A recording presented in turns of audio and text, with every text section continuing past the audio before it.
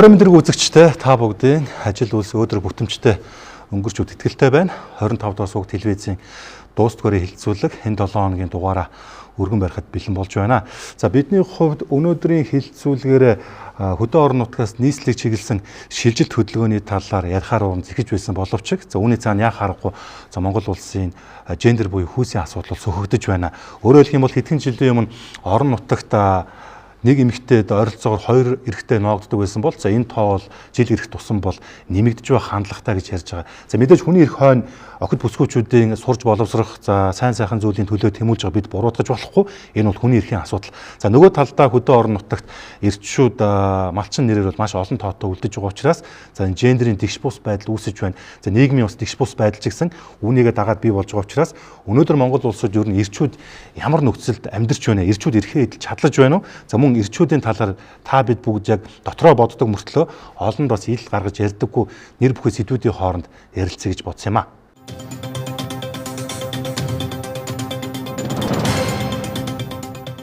За ингээд хилцүүлэг маань үргэлжилж байна. За би түрүү нэг хөл толгойг нь олохгүй нэг хідэн зүйлийг бол нэг зугсан дурдаад явлаа. Тэгээд өнөөдөр яг Монгол улсыг эрчүүд гэж юу хин юм бэ те? Тэд юу эрхээ эдэлж чадлаж байна уу? За тэгээд эрчүүд гэхэлэр зөвхөн ингээд нэг аав нарыг л бодоод байдаг. Яг насны эрчүүд бол энд бас орж байгаа учраас за нэр бүхий та дөрвөн зочинтой бол 2 цаг хугацаанд бол ярилцъя гэж бодсон юм аа. За өнөөдрийн зочтой би танилцуулъя.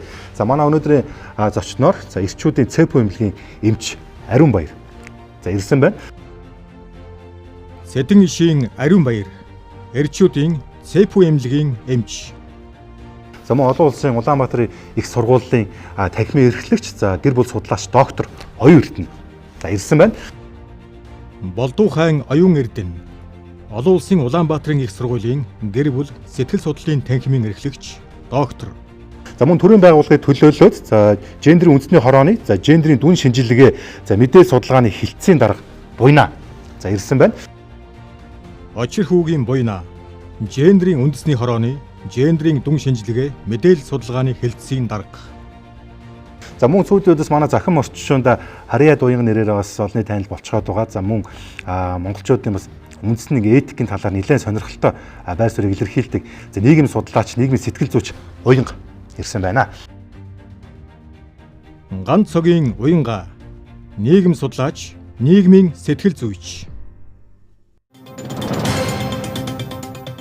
За тэгээд хэдүүлээ албан ёсоор хилцүүлээ эхлэе. Тэгээд өнгөрдөг 3 сарын 18 бол уул нь бол цэргийн алба хаасан эрчүүдийн баяр гэж явдаг те. Гэтэ мэдээж Монгол улсын хувьд бол нийт л одоо эрчүүдийг бол томьёолоод байх шүү гэн. Тэгээд зүгээр хэдхэн өдрийн өмнө болсон энэ 18-ны өдрийг бол та юу юу гэж харав те юу ажиглагдаг зөв маш богинохон зөв сэтгэлийн сонсъё л гэж байгаа.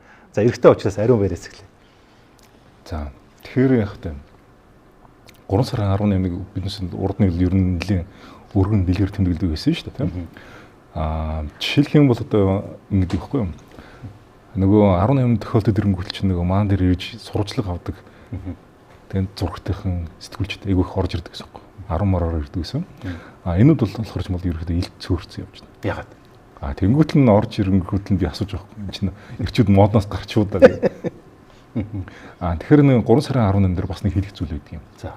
Юу вэ гэхээр бол одоо манай эмнэлгийн зүгээс л орчин бол нэг юм өөрөө гаргаал нэг хэдэн жил болж байгаа. Яг энэ эрчүүдийн өдөр гэдэг ч юм бол яг дэлхийд дээр бол 11 сарын 19-нд тэмдэглэдэг юм аа гэдэг.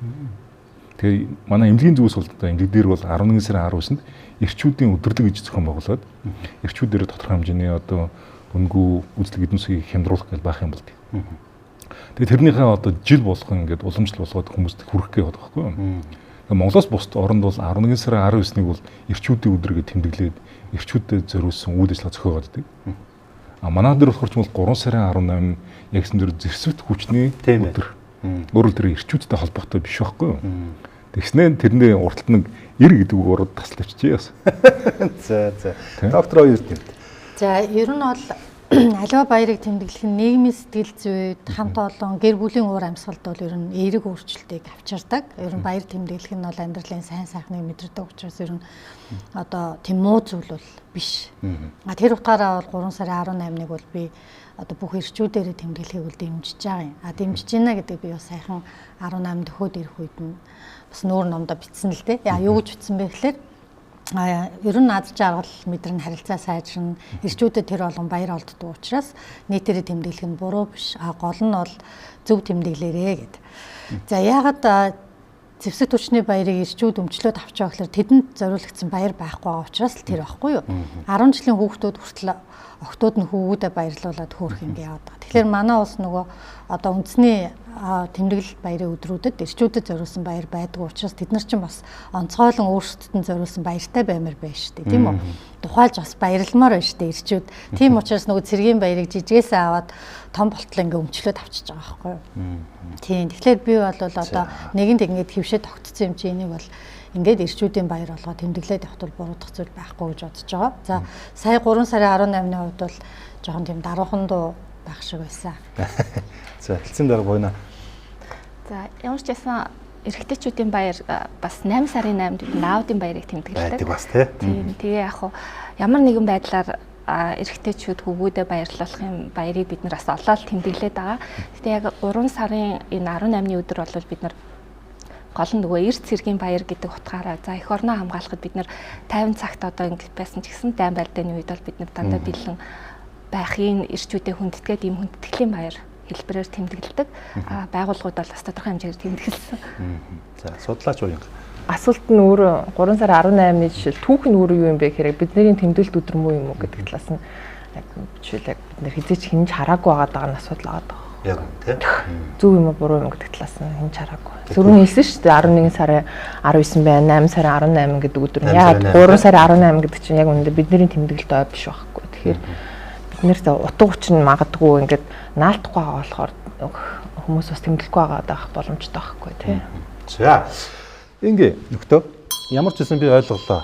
11 сарын 19 бол яг ирчүүдийн ерөөхдөө олон улсын өдөр үт юм байна шүү. За 8 сарын 8 бол мөн аудын өдөр тийм ээ. За зарим байна тийм ээ. За нэг ийм зураг байгаа. Шог зурагч цогтойрын зурсан.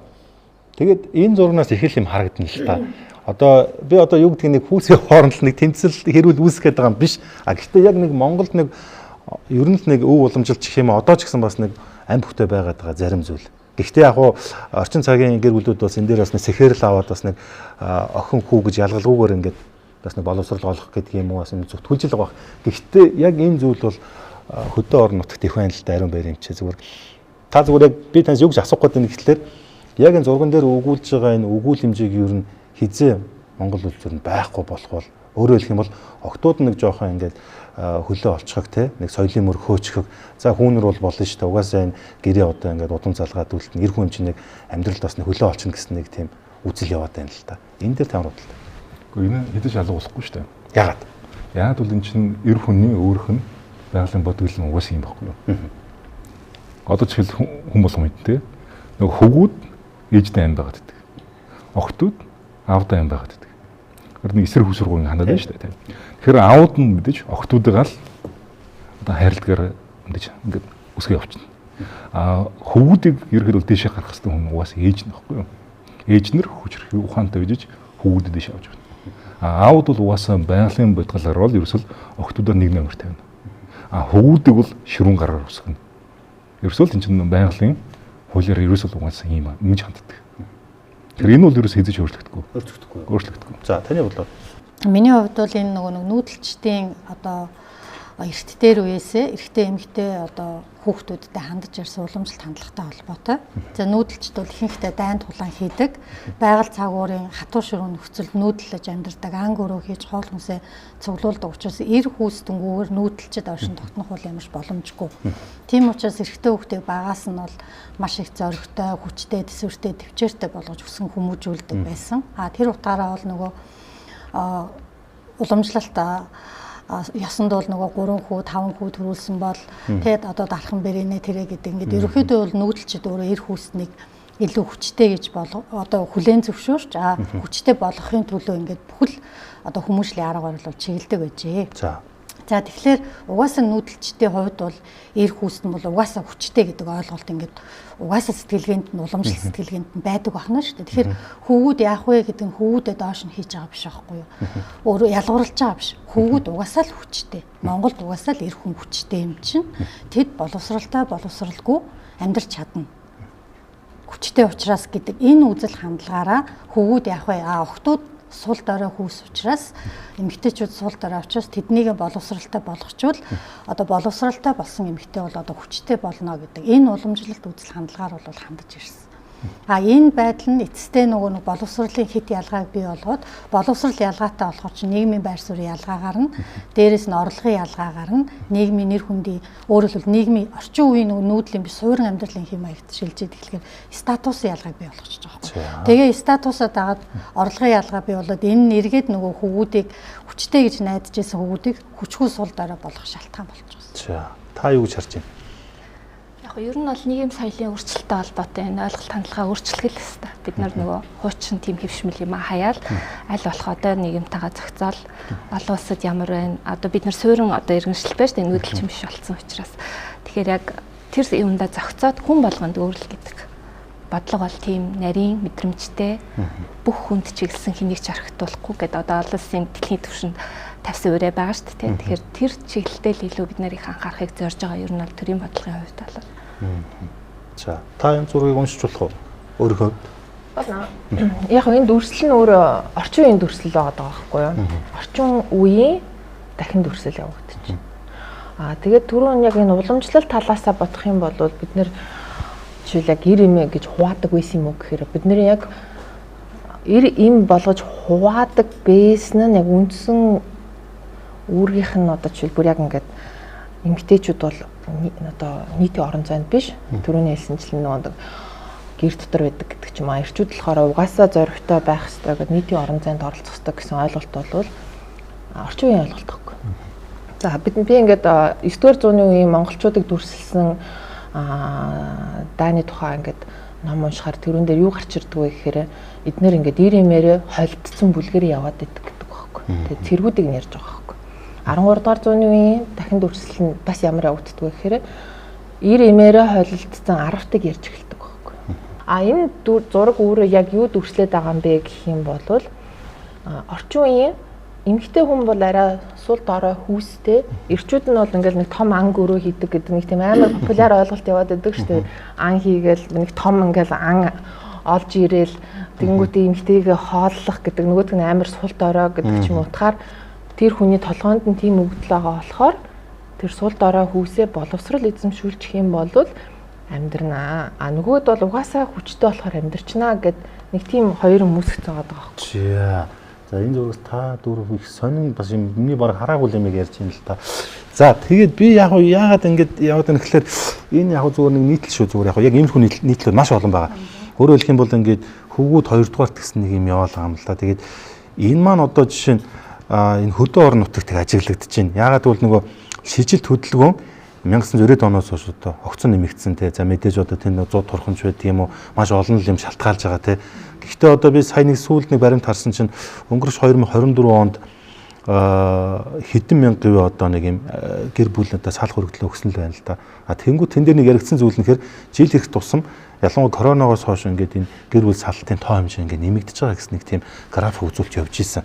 Тэгэхээр би юу ойлгоод байна гэхлээр бид одоо ингээд юу гэдгийг хүүсийг зааглахаасаа илүүтэйгээр ир юм аль ялгаагүйгээр гэр бүлийн боловсралтай ер нь нэг сэтгэл зүйн хувьд ч гэсэн бас нэг юм бэлтгэл байх хэрэгтэй юм болоо да. Тэгэхгүй одоо яг энэ хүүхэд залуучууд амьдрал дээр маш жаахнараа гэх юм уу те одоо бэлтгэдэг байхдаа гарангуудаа ингээд зөрчлүүд үүсэж байна л да. Тэгээ зөрчил гэдэг нь болохоор нийгмээс чирж байна. Энэ хоёр хүүсч хүртэл өөрийгөө бүрэн таньжилж чадахгүй л байна л да. Зүгээр та дөрв бол яг чиглэлийн усуд боловч яг л та нарын эцсийн ажлын үр дүн бол яг энэ гэр бүл гэдэг юм уу яг энэ дээр л орж ирэн л дээ.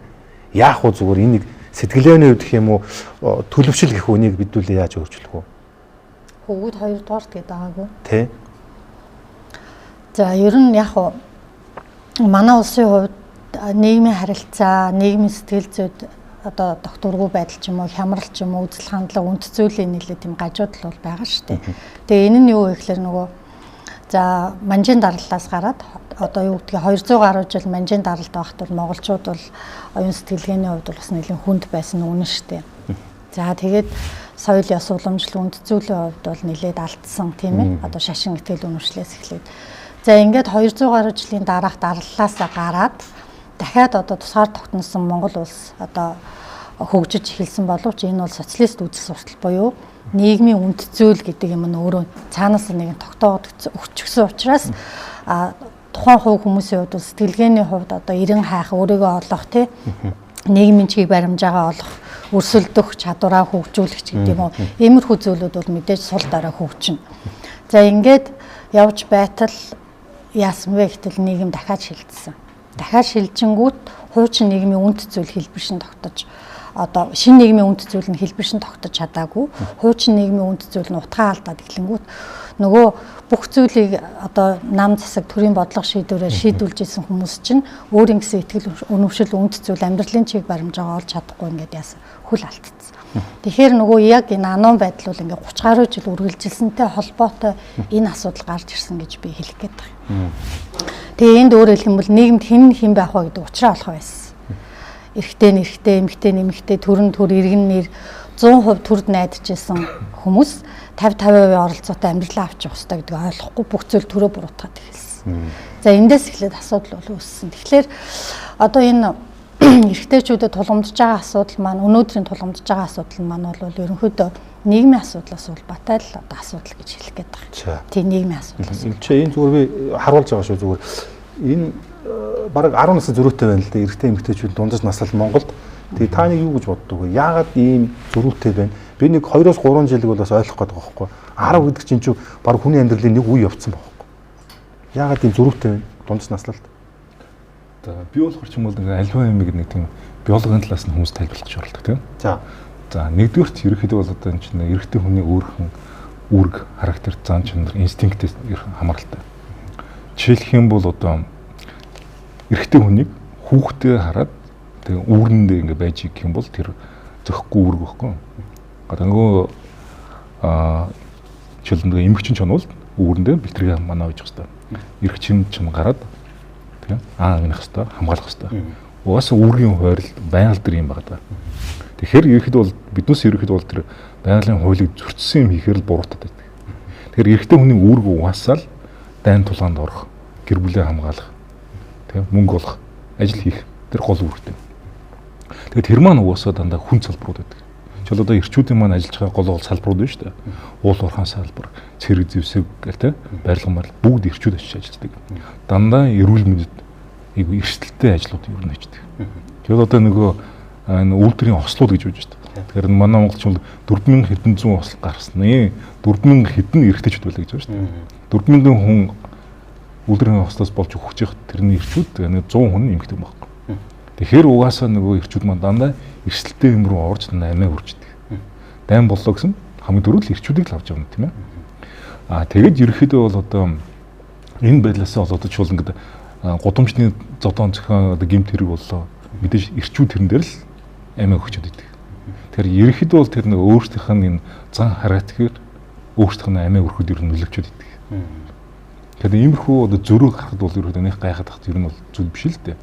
Ялангуяа манайх шиг одоо нөгөө ийм эрсдэлтэй иймэрхүү нийгэмдэр байгаа нөхцөлд одоо бүх зүйл нь одоо жигдэрсэн одоо жишээл Япон байлаа шүү дээ. Тэн дээр ч болохоор ч бол нэг тийм эрсдлүүдийн ерөөсөн бүгдийг байхгүй болгоцсон шүү дээ, тийм. Үйлдвэр эрсдлүүдийн бүгдийг байхгүй болгоцсон. Тиймэрхүү нөхцөлд бол ерөөхдөө зөрүү болгон гай болчих. Ойртон байна тийм ээ. Ойртон.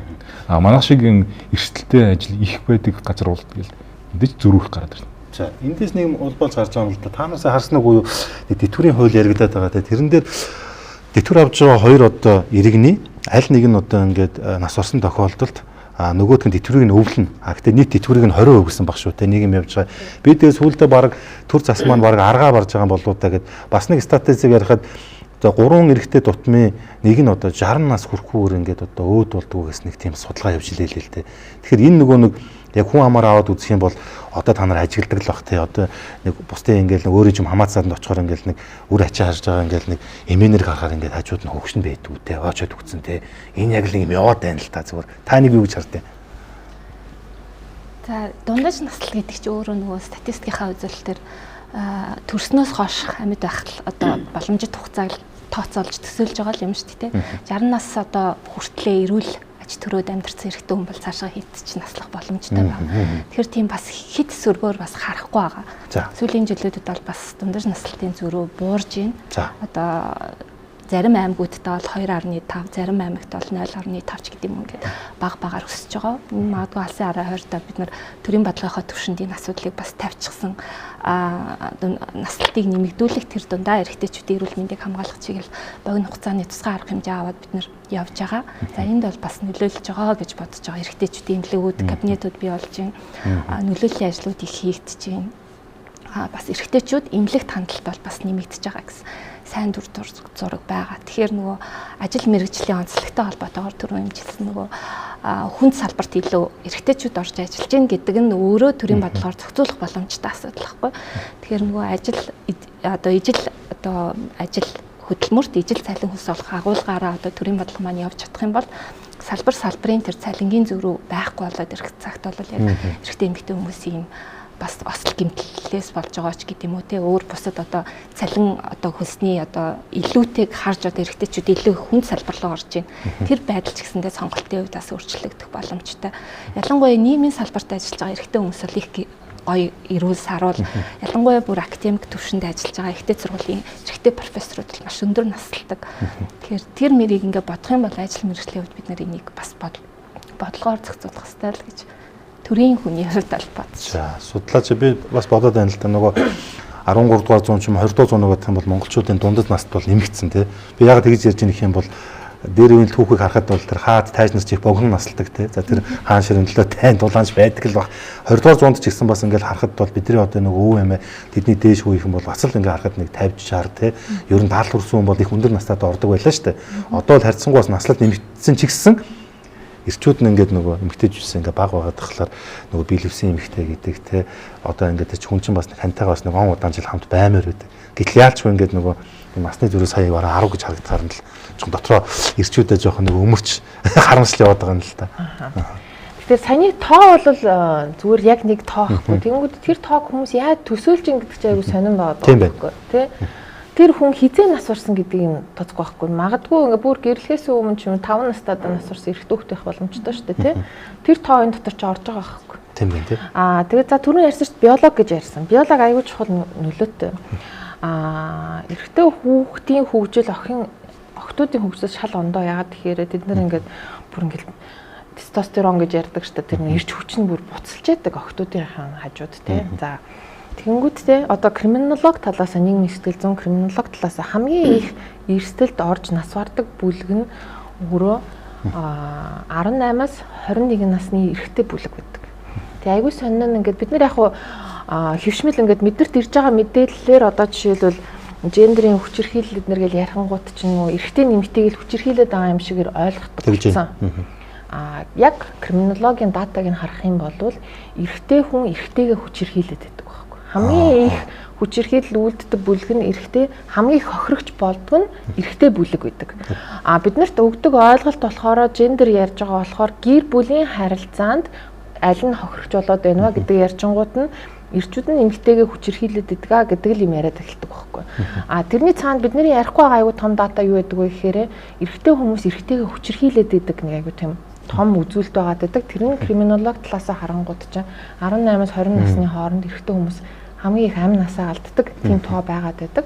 Эрэгтэй хүүхэд багаасаа жишээл дүүгээ ингээд асарж ээжтэйгээ хамт байгаад дүүгээ асарсан бол тэр хүний ингээд тэр даавраа зохицуулах чадвар нь сайжирч эхэлдэг.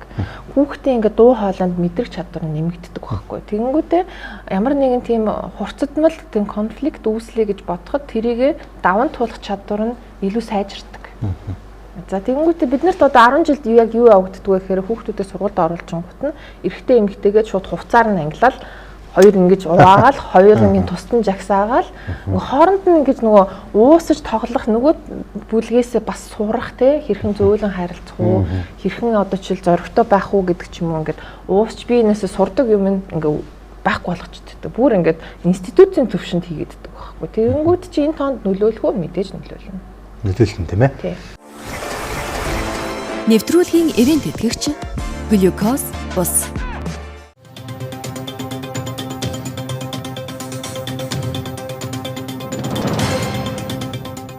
Зүйлээ ярьж байгаа шүү дээ. Яг би нэг жоохон дистратаа гэсэн боловч та дөрвөн маань ингээд яг яалчгүй ингээд яг гарч орж ийн л да. Тэгээд ерөнхийдөө л яриад өгвөл.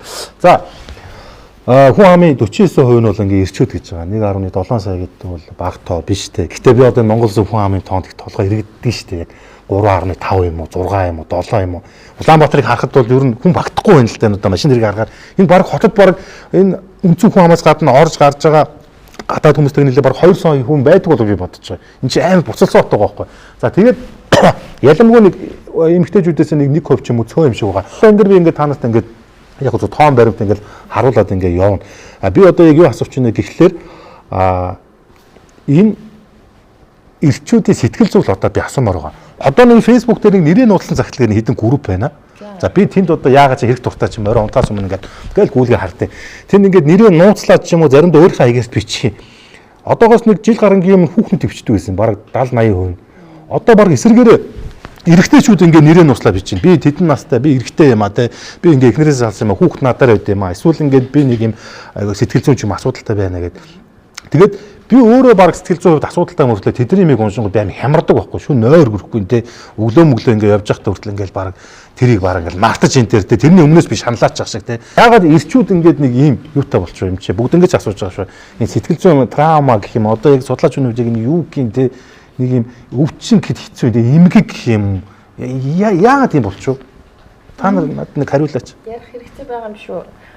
Ирчүүд хаана ярьдээ? Тий. Гэхдээ одоо би таад асуу яагаад сэтгцийн асуудалтай болчихоо тий. Яг хуу Монгол улсын хувьд нийгмийн сэтгэл зүй за ялангуяа сэтгцийн эрүүл мэндийн хувьд нэлээд тийм одоо эмзэг байгаа л да. Эмзэг байгаа. Тэгээ тэр нь яагаад эмзэг байгаа гэж хэлж байгаа гэхээр энэний ард бол маш их тоо байгаа. Тэгээ тооны ард бол чанар байдаг. Одоо 100 мянган хүнд ногдох амиа оролтоор манай улс Аз дээгүүр явж байгаа. За тэгэхээр яагаад энэ хүмүүсийн сэтгэл зүй нь ганцхан эргэтэй ч биш ер нь яагаад энэ хүмүүсийн сэтгэл зүй эмзэг болчихоо гэдэг асуудал байна. За тэгэхээр энийг би юунаас авч тайлбарлах гээд байгаа гэхээр за нэгдүгürt нь бол мэдээж нийгмийн эдийн засгийн одоо хүний анхдагч суур хэрэгцээ хангахдахгүй байгаа тэр асуудалтай холбоотой одоо ядуурал хүчгүйдэл тий тэгээд одоо нөгөө сул дорой байдал ер нь үргэлж байна.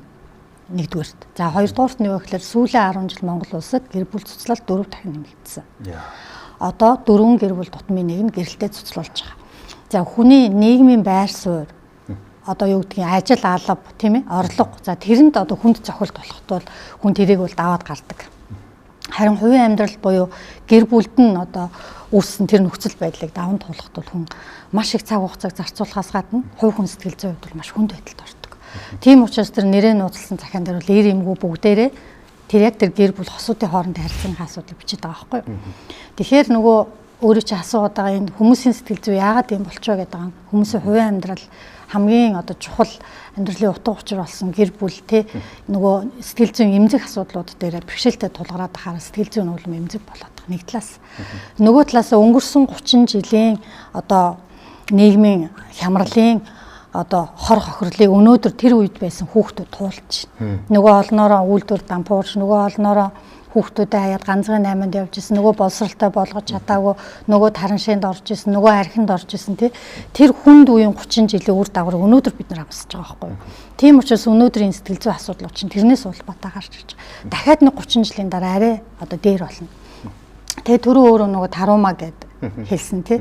Ер нь бол нөгөө сэтгэл судлалын шинжилгээ ухаанд хүн өсөж том болоод хэн болох вэ гэдэг нь хүүхэд байхтай л гэдэг шийдэгддэг.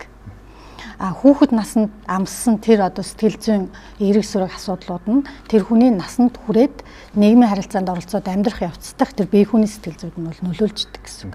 Тэгэхээр нөгөө хүүхэд нас буюу одоогийн дундаж насныхны хүүхэд нас чинь нөгөө нийгмийн шилжилтийн маш хэцүү үед өнгөрцөн учраас тэрний үр дагавар өнөөдөр бас гараад байна гэж би хэлэх гээд байна. Тэгээ ирчүүд нөгөө нэг илүү их сэтгэл зүйн хувьд асуудалд орно. Яагаад гэвэл эн чинь өөрөө шинжилгээ ухаанаар нотлогдсон байхгүй юу? Эр хүн болохоор биеийн тэнхээ сайтай, сэтгэлийн тэнхээ султай. Тэр нь юу гэхээр тархины гадарт явагддаг биохими ургалтай холбоотой байдаг. За. Тэгээ тэрийг тайлбарлах юм бол зөндөө их. Хэдүүлээ задлаж ярина тий. Тэгэхээр нөгөө эмэгтэй хүн бол сэтгэлийн тэнхээ илүү ихтэй. Асуудал тулгарсан ч нөгөө гарцсан эмэгтэй хүн олж чаддаг, эрэгтэй хүн олж чаддаг. Тэр нь нөгөө биологийн онцлогоос гадна эр хүнд хандах нийгмийн сэтгэл зүйтэй бас холбоотой байдаг. Энэ ч нөгөө стресс фактор байна шүү дээ. Тэгэхээр стресс фактор үед бол хүний бие махбод бол ер нь стресс даврууд үүсчдэг тийм пролактин кортизол адреналин гэж стресс даврууд үүсчдэг. Тэгэхдээ тэр стресс даврууд маань яа тийм бэхээр нөгөө бэлгийн давруудыг дарангуулах үйлчлэг үзүүлдэг. Өөрөөр хэлбэл кортизол ихссэн үед бол тестостероны хэрэгцээ байхгүй болоод тестостероныг бууруулдаг гэсэн үг. За жишээлх юм бол за тань руу нэг нохоо дайрлаа гэж үзье. Тэр үед та ирэхэд бол одоо яаж хүүхэн өсгөх гэж бодохгүй шүү дээ. Яаж амирхаа бодно. Өөрөөр тань дээр тэр тестостероны хэрэгцээг байхгүй ч таахгүй. Тийм учраас тестостерон ер нь бууруулдаг. Өөрөөр энэ нэг нь болж байгаа процессыг бас биологийн талаас нь тайлбарлах юм бол. За тэгэнгүүт л одоо нөгөө эрэгтэй хүний стресс давах чадвар маань тестостеронтой шууд холбоотой гэж яваад байдаг. Ер нь өвдөл төсвөрлөх даах чадвар ч тестостеронтой холбоотой байдаг. За тэгэнгүүт л ерөөд бол энэ тестостерон давар маань нэгдүгээр стрессийн улмаас буурдаг байна. За тэгэхээр чинь нөгөө стресс маань богино хугацаанд байх юм бол бас нэг өөр хэрэг. Тэгээ одоо жишээл нохоо дайрлаа. Тэр чинь хэдхэн минут тэрх үедээ тий. Тэрх үед. Гэтэл нөгөө хүн чинь одоо нэг банкнаас зээлтэй гэж одоо айгүй дарамтгал хэдэн сар жилээр гэдэг. Тийм шүү дээ. Энд чинь архаг стресс. Дарамт. Өөрөөр л нөгөө тестостероныг ерөөсөө тогтмол доош нь дарангуулдаг байгаа. Нэгдүгээр тэгж дарангуулах маань нөгөө тестостероныг бууруулчихна. Тэгэхээр стресс давах чадваргүй болгоо яждаг. Хоёрдугаар тестостероныг бас ажиллагаагүй болгодог бас нэг зүйл үүдэг. Одоо тестостерон гэдэг маань ажиллахын тулд нэг рецептор гэдэг юмтай холбогдчихж тэн дээр ажиллаа гэдэг. Ис маань таньдаг байна шүү дээ. Тэгвэл тэр рецепторыг ажиллагаагүй болгочдөг зүйл бол нэг инсулин гэдэг давар байгаа гэдэг. Тэгэхээр одоо бид ч одоо хүмүүс ингэ шинжилгээнд өдөр болгон харж байгаа шүү дээ. Өдөр болгоно инсулины ихссэн залуучууд орж ирээд байдаг. За инсулин маань ямар улмаас ихсдэг юм бэ гэвэл одоо нүүр хустай хоолны үед өрөв сахар, гурил будаа, жимсний хэрэглээний улмаас инсулин ихсдэг. Тэр маань тестостероныг ажиллагаагүй болгочдөг. Тэнгүүл одоо 90-ад оноос хойш одоо монголчуудын хоол хүнсний хэрэглээг аваад үзэхэр чинь нөгөө нүүрсний хэрэглээ амар өндөр болсон. Нөгөө таргалт ийм хэмжээр байгаагүй шүү дээ. Таргалт энэ буруу хоолт маань тестостероны унгагаа авчиж. Тэгэхээр буцаад стресс авах чадваргүй болчихдог. Дараагийн асуудал нь бол юу одоо нөгөө төмөр. Өөрөөр нөгөө тестостерон давар чинь ажиллахын тулд зайлшгүй төмөр байж дараагийн шат руу шилжиж ажиллаж идэг. Тэгэхээр төмөр асуудалтай ирчүүд бол тестостерон ажиллахаа авчдаг. За тэгэнгүүт л ерөөдөө бол одоо биднээс бас л нөгөө ирж байгаа бүх ирчүүдээсээ төмрийн шалгаад өгдөг. За. Өөрөөр л хүмүүс болохоор ч юм бол энэ төмөр дутагдал цус багталсан зөвхөн эмэгтэйчдийн асуудал гэж ойлгоод идэг. Гэтэл төмөр маань нэг түүхтэй асуудал байна. За жишээл та мах идлээ, махнаас төмөр авах хэрэгтэй. Гэтэл таны хоол босруулах зам өргөсөлтэй байх юм бол та махнаас төмөр авч чадваргүй болчдөг. Ямар хүмүүс маань гэвэл өөрөөр ходоод гисийг өргөсүүлсэн. Өөрөөр таргалт байх юм бол таны ходоод гис эрүүл биш. Төмөр авахгүй. Тэгээд асуудал үүсдэг.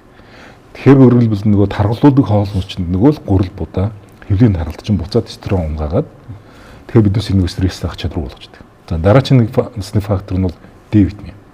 Өөрөөр D витамин маань өөрөө стрессийн эсрэг даварж явдаг. Тэгээд тестостероныг ажилуулдаг. Тэгэхээр биднес чинь бол нөгөө мэдэн шүү дээ. Монголын хүн амын 90% нь D-ийн дутагдaltaй байна гэдэг. Тэгэхээр нөгөө D-ийн дутагдлаас чинь болоод тестостерон давар ажиллах болждаг. Тэгээд ер нь бол энэ D-ийн дутагдaltaйнаас болоод амиа хоролт явагддаг юм гэсэн судалгаа байгаа гэдэг. За. Хэлсэн дээр нөгөө энэ манайхан ингэж идэг л да нэг бага насны эрэгтэй хүүхдээ нэг уйлахаар ч үгсэндээ уйлаад байгаа охин шиг энэ төр гээл те. Тэгээд сүүлд нь хүүхнүүд одоо энэ бараг нь урлаг уран сайхан дуртал оруулж ийн л да. Ирчүү зүрхэндээ уйлдаг энэ төр гээд юу яриад байгаа бараг зүгээр уйлмаар л шүү дээ. Бид нар зүрхэндээ уйлдаггүй шүү дээ. Яг ирээ боломж байвал ганцаараа ч юм уу яг ингээ момент бүрдэх юм бол уйлмаар л байдаг шүү дээ. Яагаад ингээд нийгэм ийм сонио хандлага явчих вэ?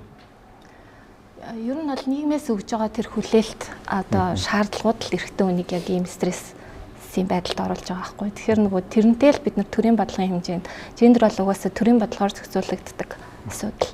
Тэгэхээр ямар ч хэрвээ төрийн бодлогогүй, гендерийн бодлогогүй явж ирсэн бол яг л одоо 90 оноос өдийг хүртэлх хугацаанд бий болсон эрэгтэйчүүдтэй холбоотой нэмийн сөрөг үрэг давар одоо дундаж наслалтын зөрүүч гэдэг юм уу наслалт багасах энэ асуудалд хүргээд байна. Тэгэхээр ер нь бол гендерийн хувьд тэр хэвшмэл ойлголтуудыг хаалгах хэрэгтэй. Тэгэхээр урлаг соёл одоо соёлын бүтээгдэхүүн, контент бүтээгдэхүүнүүдээр дамжуулж бас аян хөдөлгөөнүүдээр дамжуулж энэ ажлуудыг хийж явах хэрэгтэй. Бодлогынхоо төвшөнд ч мөн дээр одоо доороос дээш буюу одоо яг иргэдийн төвшөнд ч гэсэндээ энэ асуудалтай гэр бүлийн төвшөнд ч гэсэндээ ээж аауд бас энэ дээр бас үүрэг оролцоотой ажиллах хэрэгтэй. Тэгээ энийг бүр хуульчлаад өгсөн байдаг. Эцэг эхийн үүрэг юу байх юм, ажил олгогчийн үүрэг юу байх юм гэдэг. Тэгэхээр ер нь бол яг суур асуудал нь бол гендерийн талаар хүмүүсийн хэвшмэл ойлголт байдаг. За мэдээж биологийн асуудлууд байгаа. За тэр нь бол өөрөө яг практик шинжтэй асуудлуудаар шийдэх боломжтой байдаг бол гендерийн хэвшмэл асуудал ойлголт гэдэг бол өөрөө нэг хандлагатай холбоотой учраас тогтолцооны түвшинд шийдэхгүй бол болохгүй тийм. байдаг. За сэтгэл зүйч нэг юм байна л да.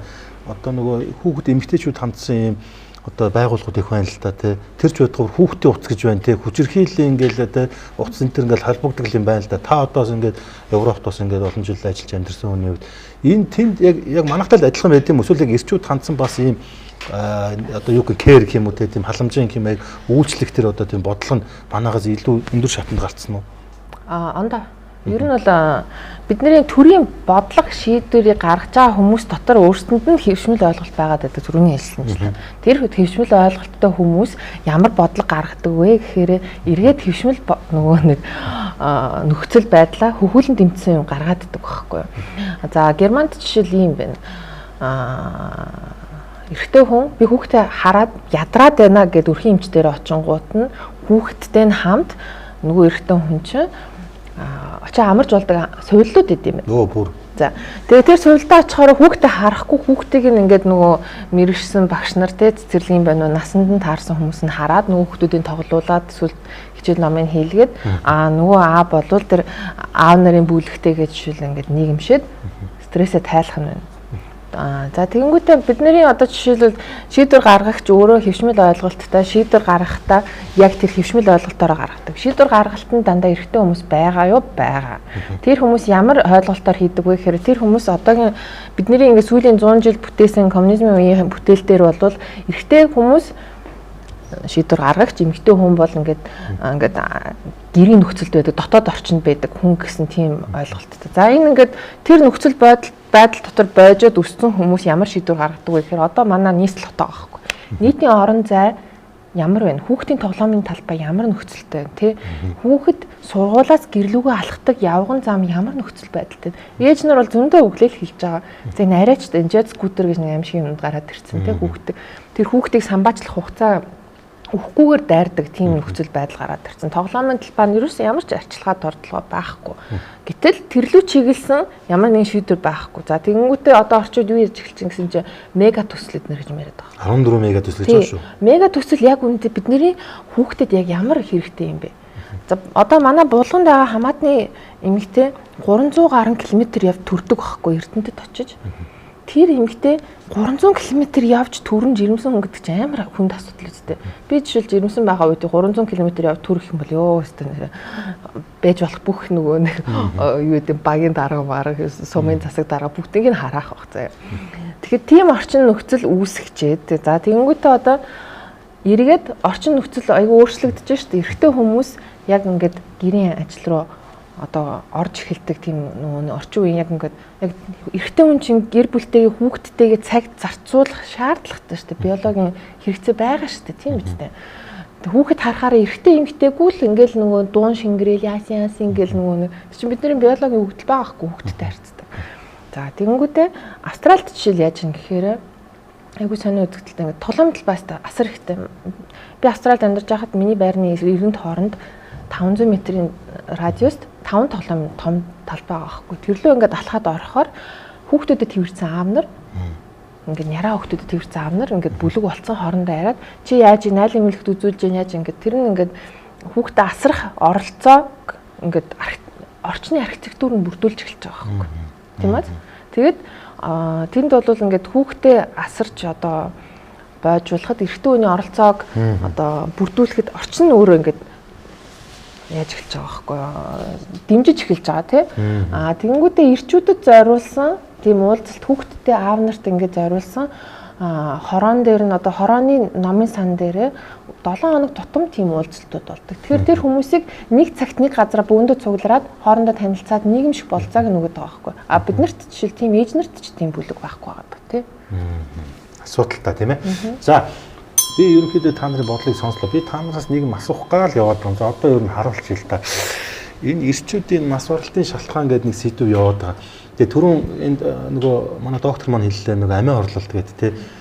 Би одоо нэр ус хэлээж явах. Миний эргэн тойронд бол одоо маа найзууд бас хэлж чинь. Би ингэж явахыг өхмөр. Би ингэж амьдрахаар ер нь тий. би мөхцөн дээр юм байна гэдэг. Тэгээд ингээд шалтгааны сонсгоор гэр орондоо очиод тааламжгүй одоо харилцаа байдаг юм байна. За тэр дотны харилцаа бүр секс харилцаач орж байгаа шиг байна. За тэгэл тэр үр хүүхдүүд хичээл ном дээрээ болдгоо ч юм уу, ах дүүс нь хэрэг түүхч ордог юм уу, хадам ээжтэй гэж байдаг юм уу те. Ажил дээр очиж байгаасны дарамттай байдаг л гэн. Тэгэл зүгээр ингээд нэг гудамжаар ингээд нэг машин бариа явахлаар ингээд ерөөсөө нөгөө битүү төгжил хараал өрөөл те. Тэгээ зүгээр ингээд алхаа өгөхлээр нөгөө нэг энэ джет скур нөгөө нэг энэ байк майк сураанууд нь очиж мөрөгчдөг юм л те. Тэгээд ерөөсөө л нэг тийм хаанч үтсэн ямар ч орон зайд очисон тэр хүнд айгүй тийм дэвчшгүй те байж боломгүй те байдаг юм байна. Тэгээд яг би хэрэг болгоо таатай уулзаас өмчтөр орой жоохон хараас уусан чинь эрчүүдийн 8 хорлож сүүлийн жилүүдийг нэмэгдсэн гэх юм. Тэгээд та дөрв бол яг энэ кейсүүдтэй их юм ойрхон харж идэг баг. Тэгээд амиа хорлт гэдэг нэг бүлэг рүү орцгоё.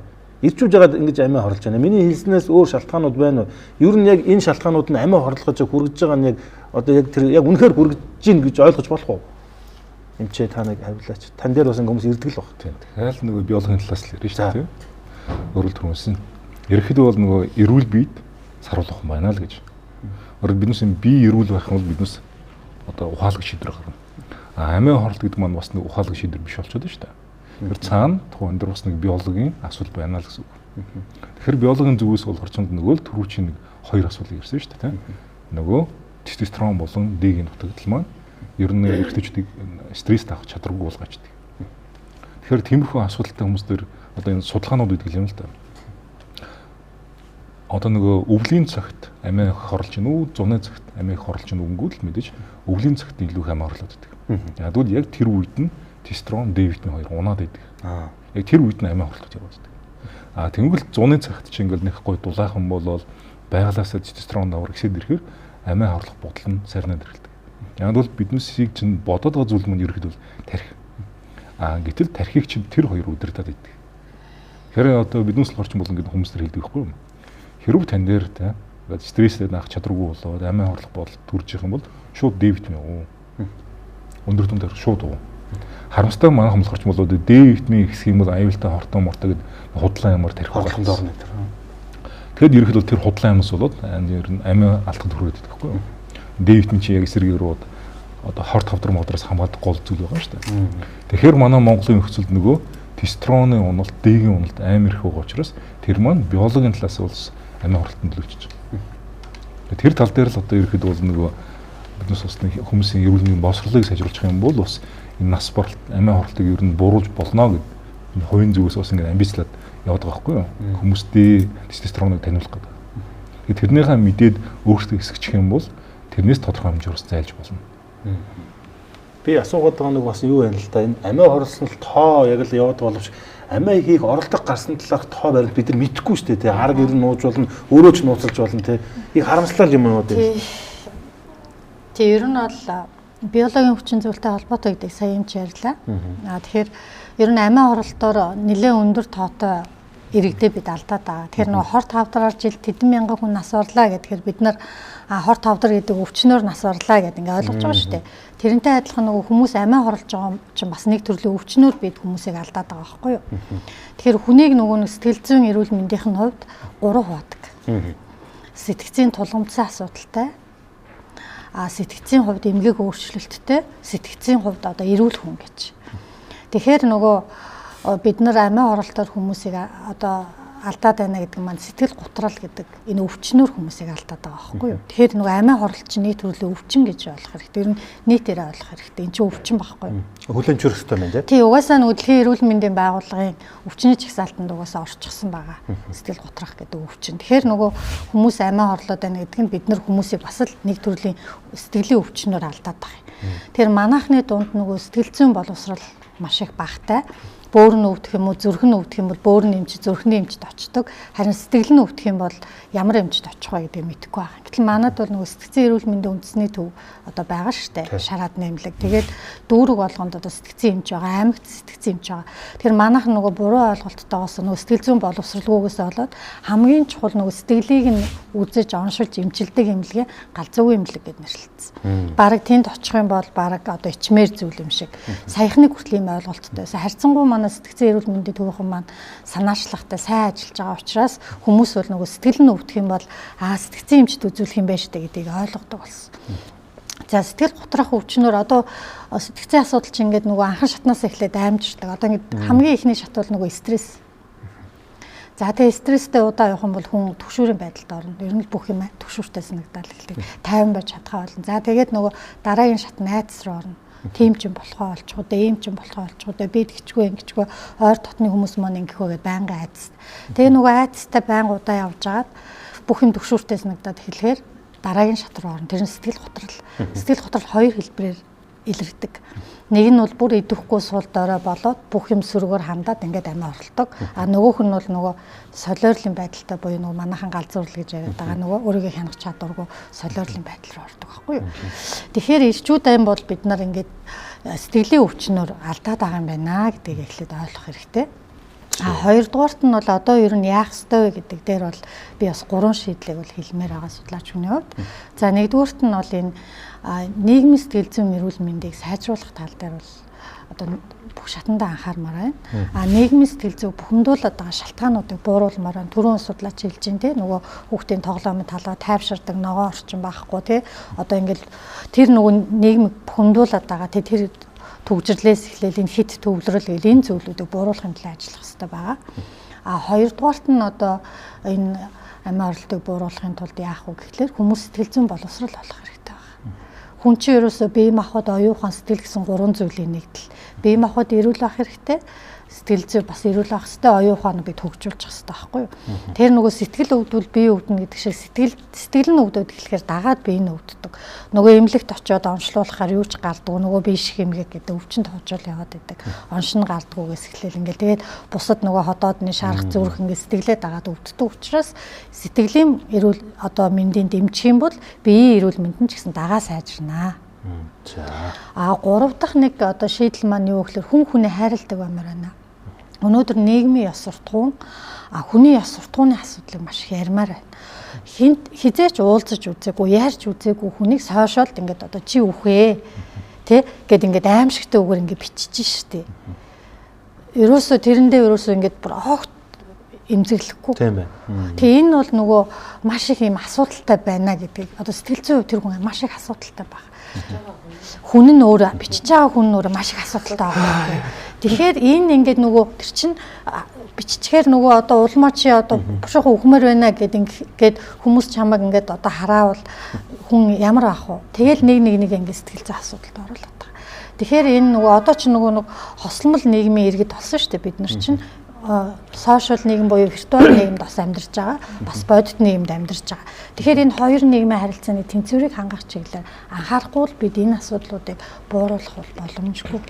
Тэр хүн болгон бид хослмол нийгмийн иргэд шүү гэдгээ бодож бодит байдал дээр нэг сайхан ганган байгаад виртуал нийгэмд өөрийгөө олигтой авч явахгүй бол ямар юмных нь одоо тий бие хүн байх вэ л гэж хэлэх гээд байна. За түрүүн амиа оролтоор ярьж байгаа шүү тий. Одоо энэ яг насны үечлэр их өөр учир шалтгаан байна л да. Одоо сүүлийн үеийн нэг залуучууд бол нөгөө нэг энэ онлайн покер те 1xbet одоо ингээл үр ширэнд ороод их амиа хорлдог бололтой. За тэгээд энэ яг эдгэрсний залуучууд болохоор нөгөө одоо найз охин те найз эмэгтэй ихнэр хань ижилтэйгээ ойлголцохгүй одоо араар тавил гэж нэг юм байдаг юм байна. Тэрнээс болж одоо тэрийгэ даахгүй хямрал депресд орж амиа хорлдог юм байна. Тэгээд би танаас асуух гэдэг зүйл нь энэ сургуулийн орчинд энэ хүүхэд цэцэрлэг төртөл байдаг гэж энэ бүлийдэлтэй гадуурхдаг те ер нь бол ингээд чи их азгүй амьдсан штэ чи өхүү таараштай гэх энийхээ бүр одоо манай хүүхдийн дэвтэр дээр нүртэл ингээд хажууд нь суудаг нэг ангийнхан хүүхд нь ингээд чи азгүй амьтан гэж бичсэн байгаа байхгүй. Манай хүүхд бол тэрийг тоожгооч юм байна. Гэтэ бид тэрийг харангуйтаа надад аим хүн тусч байгаа байхгүй. Яагаад ингээд тэгж бичсэн юм бол тэр хүүхд яг юм бодоогүй бичсэн байж болно. Гэтэ энэ чи анги дээшлэх тусам энэ чи ингээд YouTube бүгд л үзэж гин те юм хүлээж авч гин те энэ хүүхд сүлд сэтгцэн те тэр сэтгэл зүйд бас нөлөөлөх үедээ те магадгүй нэг удаа ч гэсэн бас ингээд би ер нь хүчүүл яасан гэсэн нэг тийм бодол төрөхөд гэж би эцэг хүмүүст айж байгаа байхгүй зүгээр. Та зүгээр яг энэ хүүхдүүдийн сургууль цэцэрлэгийн орчинд ийм болоод байгаа таас нэг. Тийм, ер нь бол яг боловсролын систем нөгөө хөтөлбөр агуулгад нь гендер хүний эрхийн асуудлыг заашгүй тусгана, насны онцлогт нь гэд хуульчилсан байгаа. Гэхдээ энэ хууль бүр 2023 он гэхээр ер нь жилийн өмнө батлагдсан байна тийм жил 2 жилийн өмнө. Тэгэхээр тэр асуудал руу одоо л төр одоо яг хууль зүйн эрх зүйн хүрээнд орсон. Одоо яг хөтөлбөрийн шинжилэгдээд боловсруулагдаж байна. Тэгэхээр нөгөө одоо 3 сард бид нөгөө харилцан хүндэтгээгээд аян явуулдаг. За энэ хүрээнд ч гэсэндээ ер нь бол нийгмийн сэтгэл зүйг одоо эдгээх, ангаах одоо юу гэдэг юм харилцан бие биенийг хүндэтгдэг болгох чиглэлд бол төр болоод хувийн бишил төрийн бас байгууллагууд ингээд бүгд чадах ятгаараа бол оролцоод ажилдаг. Тэгээ энэ бас нөлөөлж байгаа болов уу гэж бодож байна. Тэгэхээр ер нь хууль эрх зүйн үрээ одоо ингээд бас шийдэгдсэн юм чинь цаашдаа ингээд хөтөлбөр агуулгуудаараа дамжууд гайгүй бас сайжрах байх гэж харж байгаа. Тийм. Би яг та бас төрийг төлөөлж байгаа учраас те одоо нэг 10 жилийн хүүхдүүдийн сурах гэж байгаа ш те тэн дээр хүртэл ингээл итгээд гаж одоо тийм үг өгүүлбэрүүд хүртэл ингээл тэр хүмүүс захим орчинд бас тавьж лээ те энэ одоо юу гэдэг сургалтын орчноор дамжуулаад бас ингэж болохгүй шүү те энэ бол ерөөсөө юу шүү гэдэг нь бас ингээд нэг ухуулан таниулах те хөтөлбөр агуулгад нас насныхаа онцлогоор бүр ингээд батлагдаад орох ёстой. Тэгээ яг сүүлийн жилүүд ч нөгөө 4 жилийн циклтэй засаг маань ингээд солигдоод боловсролын бодлого хөтөлбөрүүд өөрчлөгдөд байна. За тэгэнгүүтээ тэр нь хөтөлбөрүүдийг нь хийж байгаа тэр сургачдыг хийж байгаа процесс нь өөрөө маш одоо учир дутагдaltaй. Маш богино хугацаанд боловсруулаад маш богино хугацаанд хийгдэлдэг ч гэдэг нь маш алдаа дутагдaltaй тийм юмнууд байсан. Одоо энийг бас засгаад ажиллаж байгаа хаа л гэж. Тэр олон мянган хүүхдүүд бас ганцхан эмч үү сэтгэл зүйч байдаг надад бас чамлалтай санагдав. Одоо дунд сургуулиудад тий. Бүр урд нь бол бүр огт байгаагүй. Байгаагүй бах тий. Яг гендерийн асуудлаар ер нь бол бас нийгмийн сэтгэл зүг одоо ийм болоод байгаа учраас бид нар одоо ямар ч байсан сургууль болгонд сэтгэл зүйчтэй байх гэдэг чинь хувийн хвшлээс эхлээд ер нь яваад одоо яг яамныхаа түвшинд бүр бүх сургуулиуд гээд явж байгаа. Гэхдээ нэг гэдэг бол бас хангалттай байгаа тий.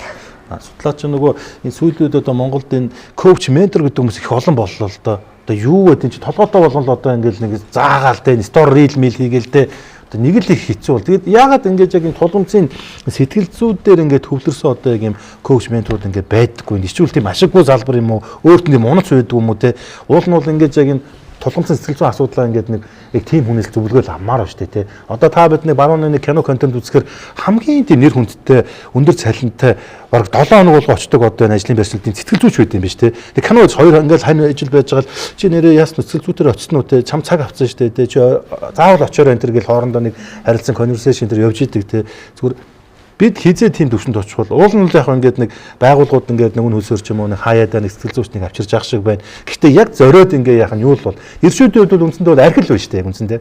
Одоо нэг тийм сэтгэл зүйн яхан бол ингээл нэг ууч нэг найзтайгаа уулзчих гэдэг юм уу те.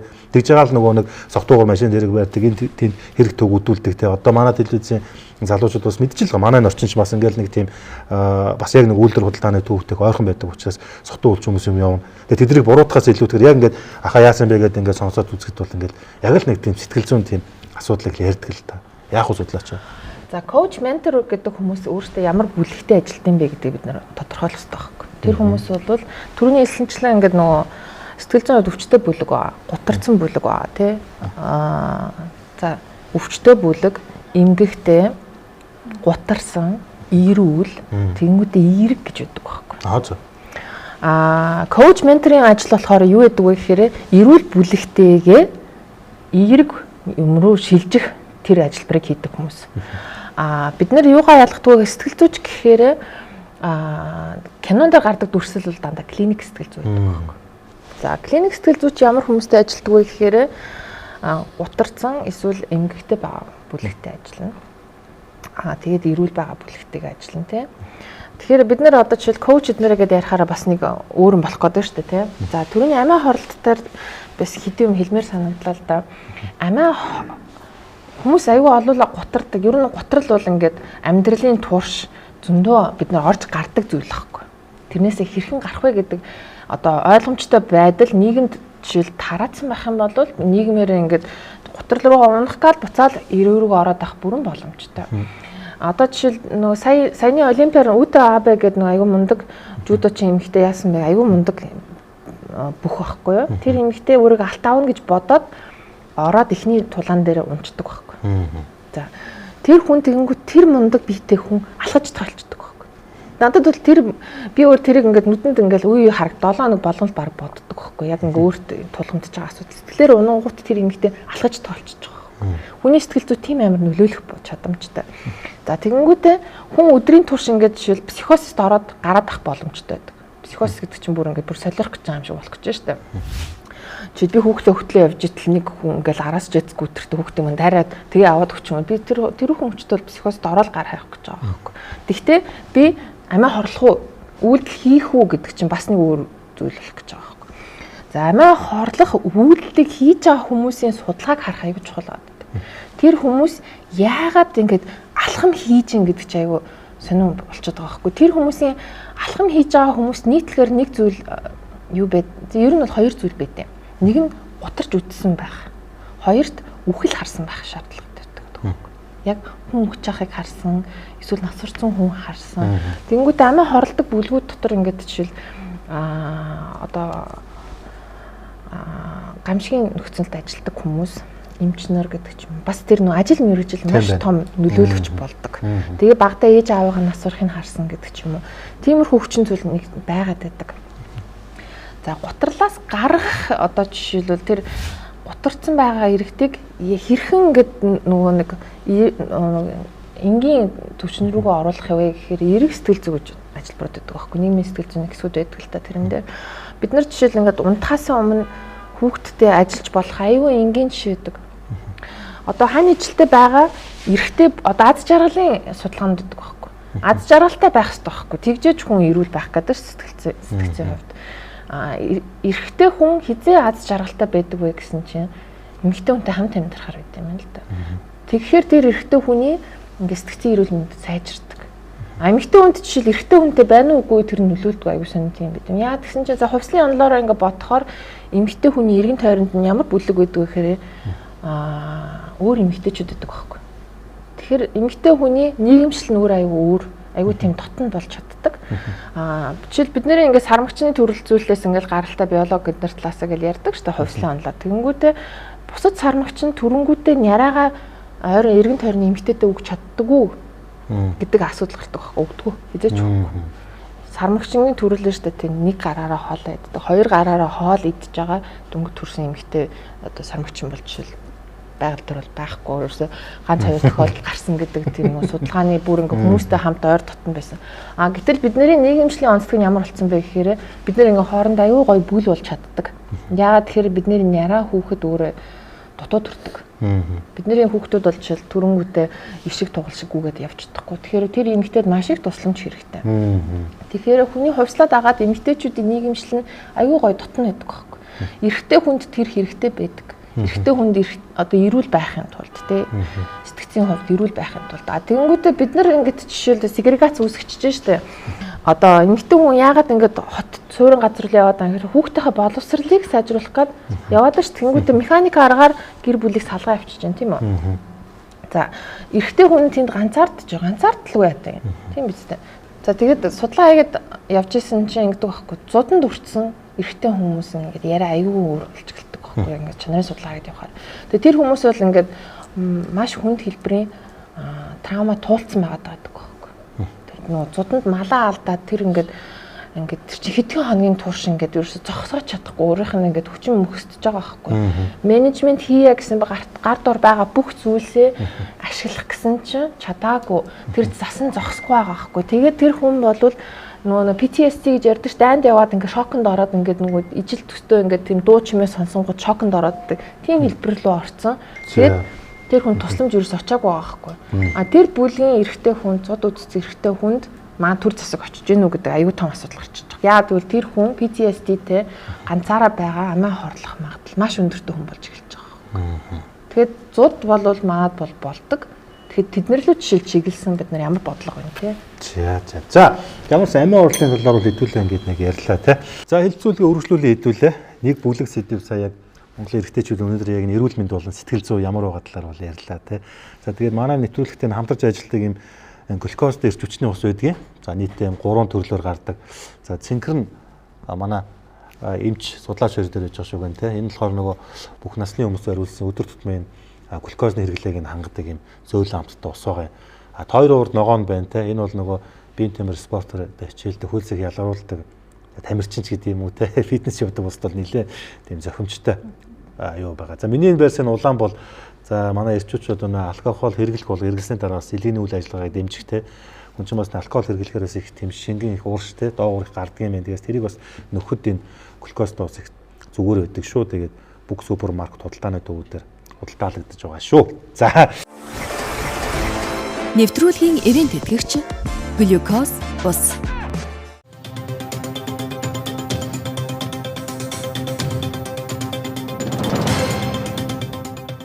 За тэгээд хэдүүлээ дараагийн бүлэг сэдв рүү оръё.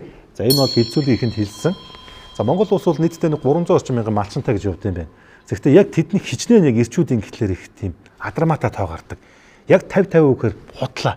Яагаад гэхлээр яг энэ мал малж байгаа хүүсийн харьцааг харахад бол эрчүүд голтоо. За зарим газар бол 70-80-тай байна. Бүр эмхтэй хөнгөө хүртэл баг байдаг гэсэн юм яриад байгаа. Гэтэ би мэдэхгүй, би юм харсан биш. Зүгээр аман яриа шүү. Тэгэхээр энэ хөдөө хөхөрч гадаа гандж байгаа энэ одоо эрчүүдийг яах вэ? Энийг бичлэг байгаа юм л да. Би монтаж нэр оруулчин. Энэ ингээд нэг хүн ингээд хотын хүн ингээд энд нэг гэр цугласан ингээд залуучуудыг уцаараа ингээд бичээд тэгээ хөдөө нутаг гоё юу нэ гэтээ тийм асуудал байна гэсэн. Юу вэ гэсэн чи яг энэ утсан дээр энэ зурган дээр дүрсэн дээр насан туршид 9 эрэгтэй гарч байгаа. Тэгээ энэ дүрийг энэ 9-ийг юу гэсэн гэж бүгдээрээ найз зүсгүй байхгүй, гэр бүл байхгүй гэсэн. Бүгдээрээ сингл. Ерөөсөө одоо ганц бие юм харчуу. Тэгэл ингээл малдаар ингээл байж идэг гэж ярьсан. Тэгэд хөөхий энэ нэг инээс нь л те. Тэнгүүд ягаад ч юм бэ ингээ надад бол нэг энийг нэг тийм нэг тийм үл төрөөгүй. Энэ бол айгүй тийм эмэлтэй гэх юм уу? Одоо яг юу гэж хэлэх юм мэдэхгүй. За эндээс хэдүүлээ яг яриагаа эхлэе те. Хөдөө ингээд энэ ирчүүд маш их байна. Тэгээд хамгийн гол нь би ингээ эхнэртэй өрөө хөттэйгээ байсан бол малаа сайхан амьдарч бол хамаа алгал та. Гэтэл эдгээр чинь ингээд яг нөгөө нэг юм нөхөн үрчүү насан дээрээ те яг эд сайхан одоо ингээд гэр бүлтэй байх энэ амьдралын цикл нь хэмнэлтээр сингл ганцаараа. Одоо баг зарим тохиолдолд мал малдаг нэртэй боловч өөрөө баг малынхаа мал болцсон л явж инлээ л та. 70 сая малтай гэж байгаа Монгол улс чинь. Тэгээд эндээс яриа гатлгүй. Санаа оноо.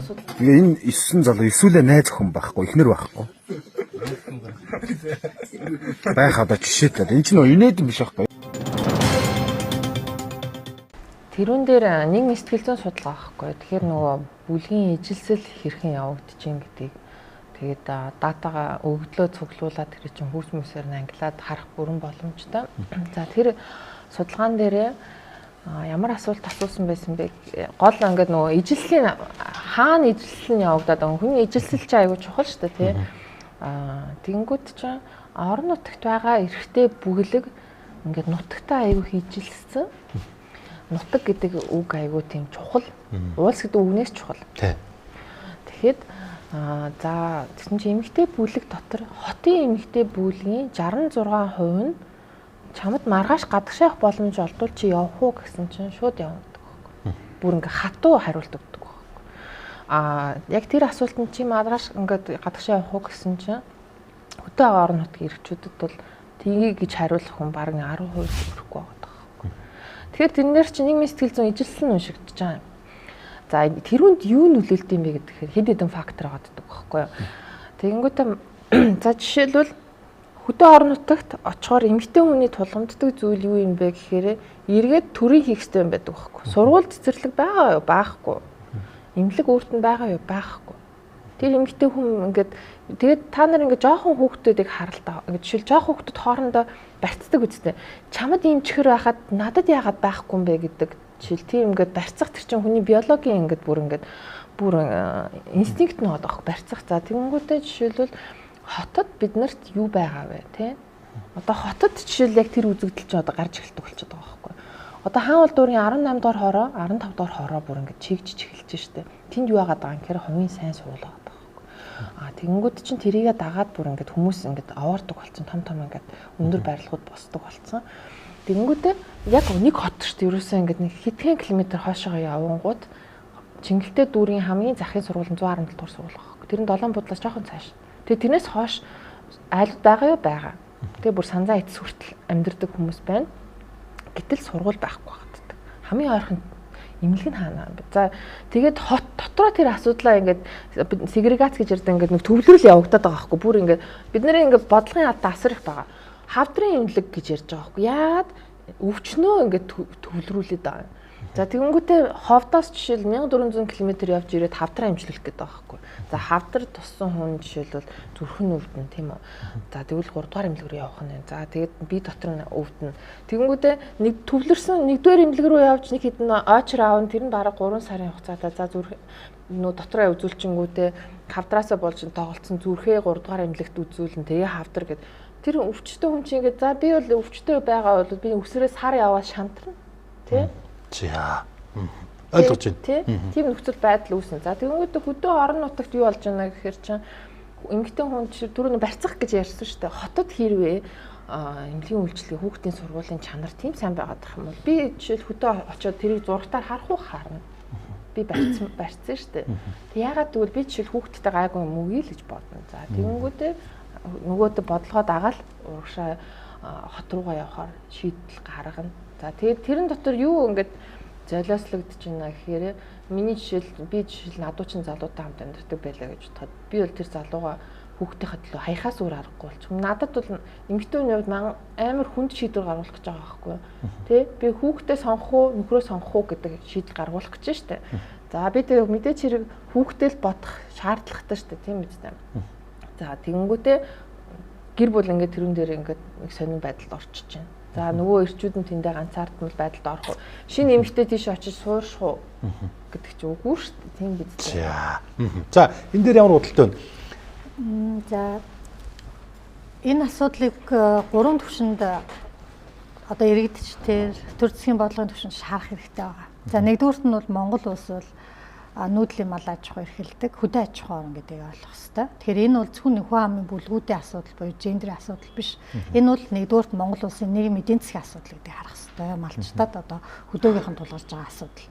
Хоёрдугаарт нь бол манай улсын хувьд одоо төрөлт буураад хэлцсэн. Ер нь Азийн орнууд өндөр хөгжилтэй орнуудад төрөлт буурж байгаа. За манайд бол төрөлтийн идэвхтэй одоо төрөлтийн насны эмэгтэйчүүдийн хүн амд эзлэх хувь буурж байгаа. За дээрээс нь судалгаанаас дундаж олон дунджаас дээш давхаргын төрөлт буурж байгаа. За ингээд манай улсад төрөлт буурж байгаа. За тэгэхээр энэ бол хүн амын зүйн бол ноцтой асуудал мөн үү гэж харах хэрэгтэй. За 3 дугаарт нь бол энэ одоо сүүлийн 30 жилд нөгөө гадаад дотоод шилжилт хөдөлгөөнтэй холбоотой үүссэн тэгш хүртээмжийн асуудалтай холбоотой гэж энэ 3 түвшинд бол харах хэрэгтэй. За тэгэхээр нэгэнт одоо хөдөө байгаа малчин эрэгтэйчүүд эхнэргүй байгаа нь бол үнэн 3-ны 1 байгаа. 3 эрэгтэйд 1 гэрэлтийн насны эмэгтэйчүүд. Одоо нөхөргүй эмэгтэй бол онолдож байгаа. За тэгэхээр энэ байдал бол цаашдаа бол ингээд гүнзгийрх нэмэгдэх нь бол тодорхой байна. За тэгэхээр одоо яах вэ гэхэлэр энэ асуудал дээр бол тодорхой бодлогын шийдэл хэрэгтэй гэж би одоо бодож байна. За боловсрол, эрүүл мэнд, соёлын тэгш хүртээмжтэй орчин нөхцөлийг бий болгох хэрэгтэй. Монгол орноор нэг ингээд одоо тараагаа тавьчихсан олон сумууд байгаа шүү дээ. Энэ сумуудыг нэгтгэж төвлөрсөн боловсрол, соёл, эрүүл мэндийн цогц төвүүдийг байгуулах хэрэгтэй. Энэ бол одоо нин дээр хийх хэрэгтэй. Одоо энэ дээр нэг миний нутаг, миний сум би ч өөрөө хөдөөнийх сумынх. Гэхдээ тэгэж нэг уянгалаад авах асуудал бол одоо дараагийн асуудал болсон гэдгийг бол хаана ойлгох хэрэгтэй. Өнөөдөр Улаанбаатар хотод 600 хүүхэдтэй сургуульд 3 ээлжээр 2000 хүүхэд хичээлж хахад хөдөөс өмнө 600 хүүхдийн багтаамжтай сургууль 200 хүүхэдтэй л байгаа байхгүй юу? Өнөөдөр бодит нөхцөл байдал юм байгаа шүү дээ. Тэгэхээр энийг бол өөрөөр хэлэх юм бол хөгжлийг нь ойртуулах хэрэгтэй байгаа байхгүй залуучууд. Нэгдүгээр асуудал энэ байгаа. За хоёрдугаар асуудал юу юм бэ гэхээр энэ малчин гэр бүлийн асуудлыг одоо тухайлан авч үзэх зайлшгүй шаардлагатай. Ер нь малалснараа тэдэнд ямар давуу тал байгаа юм бэ? Ямар давуу тал олгогдох юм бэ гэдэг асуудлыг бол бодох хэрэгтэй. Тэгээ Монгол улс нөгөө малчтын хуультай болсон билээ. Хэрэгжээ сая 1 сарын 1-ээс хэрэгжиж байгаа. Гэхдээ тэн дээр бол тийм онцгой одоо тийм бодит давуу тал бол цөөхөн харагдчихсэн. Энэ бол зөвхөн малчтын асуудал биш. Энэ Монгол улсын одоо дөрвөн улирал махаа иддэг монголчуудын өсөж өгөхгүй байх асуудал энэ дээр яригдчихэж байгаа шүү дээ. За дээрээс нь тий 2 дугаар асуудал. За 3 дугаарт нь ямар шийдэл хэрэгтэй вэ гэхээр өнөөдөр бол энэ гендерийн хэвшмэл ойлголт, гендерийн одоо тий асуудлыг бас нэг төвшөнд нэг талд нь гаргамаар байна. Одоо юу гэдгийг эмэгтэй нь сургуульд сур, эрэгтэй нь яах вэ гэдэг энэ ойлголтоос л татгалзах зайлшгүй шаардлагатай байгаа. Тэр чигээр охтуудаа хот руу явуулж, нөгөөдөл нь яг амжилттай сурж байгаа юу гэвэл бас хэцүү шүү дээ. Тэгээ энэ сургуульд сурж байгаа нэртэй хотод ирсэн хөдөөнийхөө залуучуудыг тоодгүй.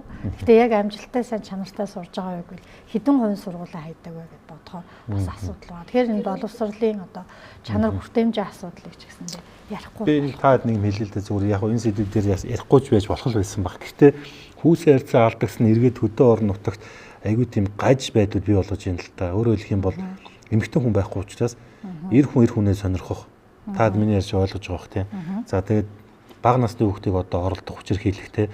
Тэр ч байтугай гадаадын зуулчдыг бол хүчирхийлсэн тохиолдлууд бүртгэгдэж байна л да. Сая энэ Францын 2 эмэгтэй зуулчныг авч явсан хөтөч бол нутгийн иргэд нийлж аваад ингээ өвчнцэн гээд хөдөө орон нутгаараа ингээ хэрэг болж исэн. Бүр санджуул хэдэн жилийн баруун аймагт нэг дугуугаар үлээ нэг мотоциклаар аялж ирсэн нэг бас нэг эмэгтэйг нэг тэр аймгийн нутгийн нэг хүн туслая гэж жагаад аливаа нэг үнсчээ барьчээ гэл нэг 6 жилөө бичлэг нь яваад байдаг те. Би одоо эгийн тохиолдолд яг буруутахад надад хэцүү л да. Яг тэгэхээр эн чинь эмэгтэй хүн байхгүй шүү дээ. Тэгээ одоо яг би асуугаад байгаа нь хит олон энэ ирчүүдийн бөөгнөрл чинь юу болох юм? Ажилгүй байна. Арив хүн хоорондоо зодтолдож нүүдэлтэн. За тэгээ цаашаа бас юу байж болох вэ зүгээр. Би ингээ ургуулаа бодохоор ингээ тэр чинь нэг сонин юм байгаа. Бид тэр Холливуудын тэр бүгтэр уулгадаг киног яриаггүй шүү. Зүгээр яг манай Монгол хөдөө орнд болж байгаа л юм л би ярьж байгаа. Тийм хөдөөд бол нөгөө яг энэ эхнэргүй байгаа ирчүүд олон байгаагаас болоод гэр бүл өмүүлэх хэрэг бол бас маш их гарч байгаа. Тийм ер нь бол тийм кейсүүд бол. За та гурав маань та энэ дэр хариулт өгөөч. За ерөнхийдөө яг ингээл та. Маань тэр ингээ нэг ирж байгаа ингээ залуучд байгаа. За жишээлх юм бол ингээ уурхаар явчихдаг. За 14 оны ростроор явчихдаг. Өөрөөр нэг эхнэртэйгээ одоо 14 оны бэлгийн харьцаанд авахгүй байгаа шүү дээ. Тэгэхээр тэр залуучууд дээр эрүүл мэндийн асуудал гарч эхлэх үү гэхээр гарч эхэлдэг байхгүй. Ердөө л 14 он шүү дээ. Энд чи хэдэн сар жилээр амьдраад байгаа юм биш.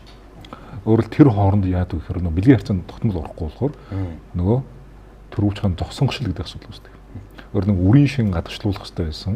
Гэтэл нөөдх нь гадагшлуулахгүйгаас болоод тэнд зогсонгошл үүсээд төрөвчхан үүлж доголдож эхэлдэг.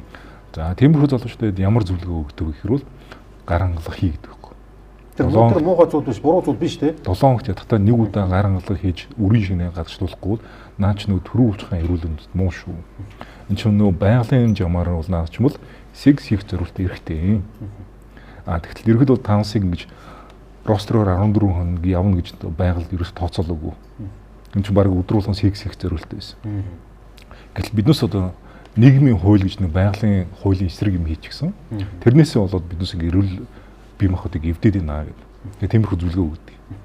За тэнгуут л одоо бас цэрэгт явж байгаа залуучууд те. Ерөөхдөө одоо хил дээр байсан залуучууд. Бас нөгөө тогтмол бэлгийн харьцаанд орохгүй болохоор бас тийм асуудал үүснэ. За нэгдүгээрт одоо төрөвчхан зогсонгол үүсдэг юм байж. Хоёрдугаарт нөгөө эрэгтэй хүн дээр ч юм тестостерон гэдэг даавар маань мэдээж үйлдвэрч л байгаа. Өдөр болгон үйлдвэрлэнэ. Тэгэхээр тэр даавар маань нөгөө эрэгтэй хүн чинь ер нь бол тэр хүмүүс шүү дээ. Тархийг үдирцдэг. Секс хийх хүсэлт энэ дотор ингээд төрүүлээ шүү дээ. Тэгээ сүүлдээ нөгөө хүмүүс маань одоо хийж чадахгүй байх юм бол эрүүл мэндийн сэтгцийн асуудал ерөөхдөө үүсэж чадна. Ер нь бол. Тийм учраас одоо мэдж байгаа те. Одоо жишээлбэл нөгөө даймонд явж байгаа эрчүүд дээр ч юм бол Америк мэрэгчүүд ч гэсэн нөгөө яахнууд авчдаг шүү дээ. Бие үнэлэгчтэй авчдаг. Тэгж ерөөдөө биологийн хэрэгцээг хангахгүй бол хүчрхийл тийшээ гарч эхэлдэг. Эсвэл одоо нөгөө юунесээ казармаас гараад очиод одоо хүүхэн хүчрхийлдэг, хүүхэд мөхт оролдог. Өөр тиймэрхүү хэмжээнд авчдаг. Тэгэхээр ерөөдөө бол эрчүүд маань ерөөдөө секс хийхгүй бол ер нь асуудал ордог. За тэгэхээр ерөөдөө бол тэр нөгөө тодорхой хэмжээгээр гаргалгаа хийхээр тэр нөгөө температур нь бууруулах нь шүү дээ. Тестостерон ихсэн бутлаадаг ер нь бууруулж өгдөг. За тэгэнгүүт л одоо энэ хөдөө орноттой ингээд залуучдыг бас ингээд бодоод үзье. Тэгэхээр нөгөө хүмүүс төр чинь бас адилхан байгалийн жамаар тестостерон нэмэгдээд уг нь байгалийн жамаар яг хүүхэд их нөгөө насн дээр яваад байгаа шүү дээ. Биднес ч юм бол нөгөө байгалийн жамаараа бид чинь 20-30 хүртэл хүүхэд хийж гад ер нь цаашдаа өрүүд маа үлдээсний дараа ер нь байгальд бол биднес хэрэггүй болоо хөшрөд ирж байгаа.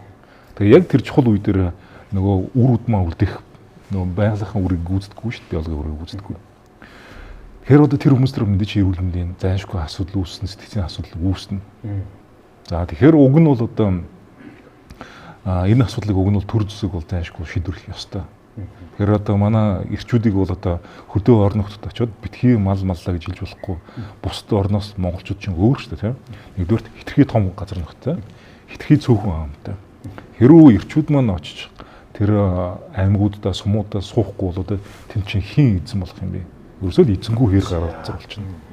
Тэгэхээр уг нь одоо би бол боддог байхгүй. За ерөнхийдөө бол ингээд Монгол угсаатгууд байгаа шүү дээ. Хальмиг бороод туваа муу болохгүй л яа тийм тэндээс хүүхнүүд яанд авчирч болдог. Тийм үгүй адилхан одоо нөгөө бас мал сонирхол маллах сонирхолтой мал мөрттэй гэдэг тийм. Одоо хаадах удам угсаатай нийлэх сонирхолтой тийм хүүхнүүд бол байгаа шүү дээ. Тийм би Монгол хүнтэйгээ суухан чухлаа гэсэн. Тэгэхээр тиймэрхүү одоо Монгол угсааны хүүхнүүдийг яагаад туугаас алимаас авчирч болдгүй юм. Нөгөө хүмүүс маань би дуртай хөдөө мал хийх хүмүүс байгаа шүү дээ. Гендер үндэсний хороо энэ яг танаа яг бас нэлээд ажигладаг бас сэдв багтай хүүсийн ярьцаа маш их алдагдчихин. Тэгээд сайн хэлж штэ тэ.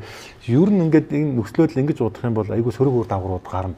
Энийг хүлээж авахар ер нь ингээд бие үнэлтэйг хуульчилд юм уу? Зарим нэгэн порно сайтуудыг чөлөөлд юм уу те? Эсвэл одоо энд байдаг янз бүрийн нөгөө секс одоо энэ тоглоом зардаг одоо энэ шопуудыг ч юм уу те ингээ онлайн энэ болгоод ингэж явал бид ихгүй бол энд ирчүүдэд чи илүү л үсээд байна штэ. Одоо хоёр л юм байна.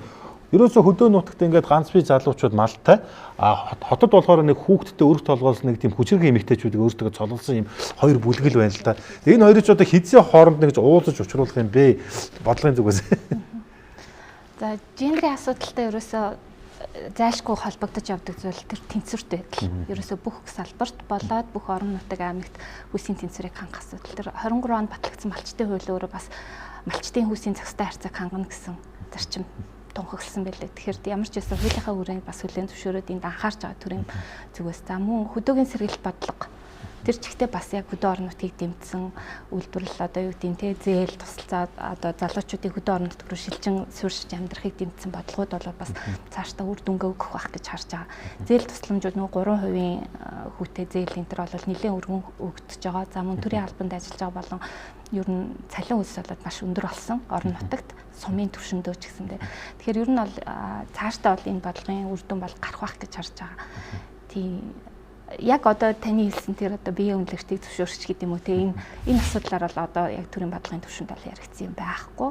За бусад улс орнуудын жишээгүүд бол байдаг. За тийм л байна. За би танаас нэг асуух юм хэл захнаад байгаа байхгүй. Ер нь ингэж яхаар зүйл ингэх юм уу? Нөгөө хоёр болон түүнээс дээш их нэртэй байхыг нь хуульчилж өгөх хэрэгтэй юм бол одоо нөгөө нэг энэ төвд баалбтай энтэг Пакистан ингээл араб орнууд гэсэн ингээл ер нь шашиндааш байд юм ууламжлаач байд юм тэжээж чаддаг бол хайрлж чаддаг бол те гарсан хүүхдүүдийг кэрлж чаддаг бол ер нь хийж байсан яах вэ гэл ингээл ер нь яг хуульчлаагүй ч гэсэн олон зуун жил ингээ яасан ингээ яваад байдаг. Сая манай хэмжээс хэлжлээ л да яг манайтай одоо нухсаагаар л их ойролцоо байдаг. Монгол үндэстэнүүдийн бас энэ охид хүүг залуучуудыг бас ингээд хооронд ингээд ижilsүүлээд бас ингээд тэр чин цус мэдээ селекцээс явагдах л байлгүй дээ те зөвхөн дотроо ингээд нэг сая 700 мянган ингээд авах биш бас нэг юутай байх юм болов уу гэд. Та зүгээр энийг юу гэж бодож байна? Би арай жоохон асуултаа жоохон буруу тавьсан юм шүү. Олон их нэртэй ш олон нөхөртэй. Одоо тий эсрэгээр нь хэлэх гээд байна. Тэгстэй болоо байна тий. Харин тэгэх юм бол одоо жишээл би одоо нэг газар очиод аюу олон нөхөртэй болох боломжтой болох тийм нөхцөл байдал хэрвээ тэр шийдэл мөн үү гэж ярих гэдэг шүү. Тий асуугаад байна тий. Яг зүгээр ер нь ингээд дотны харилцааг жишээл очиж төр бүртгүүлэх гэдэг би бол жишээл өөрөө ойлгохгүй байхгүй. Яг хүний хооронд дотны харилцаа шүү дээ тэр чинь тийм. Тий уул нь бол. Тэгээд чи бид хоёр хамт үерх чинь гоё байна уу хамтдаа амьдрах уу гэд шийдээд за тэгье гэсэн байхад заавал 3 дахь читгээдэд очиж бүртгүүлнэ гэдэг чинь өөрөө бидний соёл мөн үү биш байгаад байдаг байхгүй ер нь бол тэгээ 3 дахь читгээдэд одоо жишээлбэл бүртгүүлэх гэдэг нэг тийм Ром Германы эрх зүйн тийм ороод ирсэн манад тэгээд бидний сэтгэлгээгээс бол бидний нийгмийн сэтгэл зүйгээс бол ондоо соёл واخгүй тэр. За тэгэнгүүтээ тэрэн дээрээс өөр жишээлбэл за эргээд түрүүн би ярьсан шүү дээ эмэгтэйчүүд хүүхдэд дагаад яваад байгаа үнэн үү үнэн тий таах судалгаа хийсэн байгаах тий гендер үндэсний хороо тэгэнгүүтээ жишээл ямар шийдэл байж болдсон бэ гэж ярих хэрэгтэй байхгүй юу? Шийдэл нь одоо жишээл Австрали өөрөө бас яг манай Монгол шиг айгүй том газар нутагтай маш цөөн хүн амтай газар. Тэнд ямар шийдэл өгдөг вэ гэхээр би сая Германаас нүүж ирээд хүүхдээ Монгол улстай нийслэлийн боловсролын газар хүүхдийнхаа өмнөх юмудаа ингээд нөгөө би хүүхдээ ирж сургуульд оруулах гэхэд улсын сургуульд оруулах гэсэн чинь бүртгэхгүй байгаа байхгүй юу?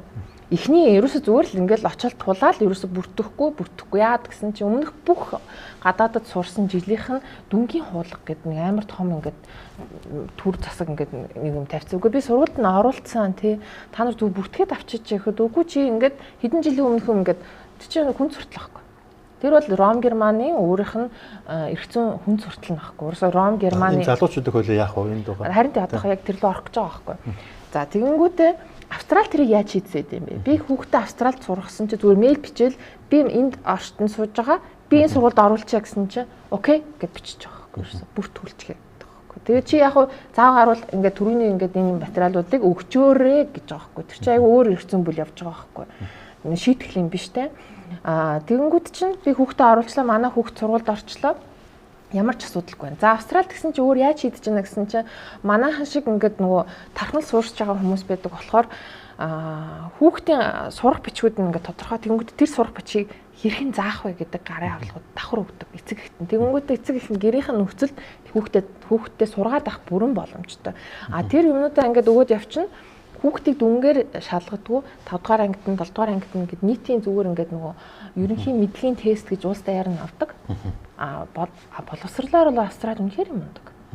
Гэхдээ тэдний шийдэл нэг гоё авах хүнлэг аваад байгаа байхгүй. Гэтэл бидний өнөөдрийн соёлын жишээлбэл яг ямар байдалтай авчиж байна гэхээр Ром Германы эрх зүй талаасаа болохоор ингээд шийтгэл юм аа. Чи яа хүүхдээ сургаагүй? Чи яагаад зөвхөн энэ сургуульд яв? Энэ сургууль чинь бүртгэлтэй. Гэхдээ би өөрөө бас зааж чадсан шүү дээ. Би ингээд дээд боловсралтай гэдэг ч юм уу 10 жилийн програм жишээл би заах чадвартай хүн гэхэд нотлох гэхээр боломжгүй болчтой. За ингээд эн чинь эргээл тий Улсын нөгөө бүх мөрөн сумын туршлагыг манайх Жиндрэ ороо нэлээх ярьдیں۔ Нөгөө 6 настай хүүхдүүдийг сургуульд оруулдаг болсноос хойш нөгөө эцэг хэн заавал нөгөө хамт дотор байранд нь байдаг ч юм уу эсвэл ойр орчимд найл түрээслээд ингэ байдаг тий. Тэрийг шийдэхин тулд бүх мөрөн сумн дээр тийм гэр бүлийн батхан байшин бариад тэрэндээ ингээд нөгөө эцэг хэн хамт ирж байраад хүүхдээ нөгөө 6 настай хүүхдээ тэр сургуулийн орчинд тасгах тийм байдлаар байрладаг тийм байрыг барьсан байлээ. Тэгээд тэрийг ер нь бүх аймагуудад бас нэвтрүүлээ. Одоо ямар танаа одоо орон нутгийн хүүхдүүд 7 настай орох хэвээр 8 настай гэвэл нөгөө барьцах асуудал байна шүү дээ. Тэгэхээр бүгдээрээ л 6 настай ормоор байна. Бүгдээрээ л боловсрлоо одоо үнэлүүлмээр байна. Одоо гэж байгаа учраас иймэрхүү ийм арга замуудыг хайж олох боломжтой юмаа гэдэг байдлаар энийг бол бас нэвтрүүлж байгаа. Хариулчих уу. За, болчихно тий. Дараагийн маш товчхон. Ер нь маш олон хүмүүс энэ хоёр их нэртэй болохыг зөвшөөрүүл яасан бэ гэдэг асуудлыг тавьдаг л да. Тэгээ тэр асуудлыг тавьж ах шиг байна. Тэгэхээр нийгмийн харилцааг хүнлэг инэрэнгүү бас боловсронгуй болгодог хоёрхан зүйл байдаг. Энэ бол хууль, нөгөөх нь бол ёс суртахуун. Тэгэхээр хүн төрөлхтний түүхэнд бол полигам, полиандри гэдэг одоо янз бүрийн одоо олуулаа хоорондоо гэрэлдэг, эсвэл эмэгтэй олон нөхөртэй байдаг, эрэгтэй олон их нэртэй байдаг гэр бүлийн хэлбэрүүд ингээд одоо хүн төрөлхтний түүхэнд ээлж дараалан явж ирсэн. За манай Монгол улсын хувьд бол 1924 онд одоо хоёр их нэртэй байх эмэгтэйчүүдийг богтлохын эсрэг бол хууль гарсан байдаг. За гэхдээ хязгаарч нэг Монгол улс зөвшөөрч болохгүй. За яагаад? Хүн төрөлхтний түүхэнд моногам гэр бүл буюу нэг эрэгтэй, нэг эмэгтэй одоо тэг гэрэлдэг энэ моногам гэр бүл үүсснээрээ асар том ёс суртахууны дэвшлийг авчирсан байдаг. Тэгэхээр энэ гэр бүл гэдэг зүйл дотор чинь нийгмийн ёс суртахууны үндэс суурь нь бүрэлдэж бий болдог байхгүй юу? Тэгэхээр гэр бүлийн ёс суртахуун дээр суурилж, гэр бүлийн соёл ёс уламжлалт дээр суурилж тэр гэр бүл нийгэм өөрөө оршин тогтнодог.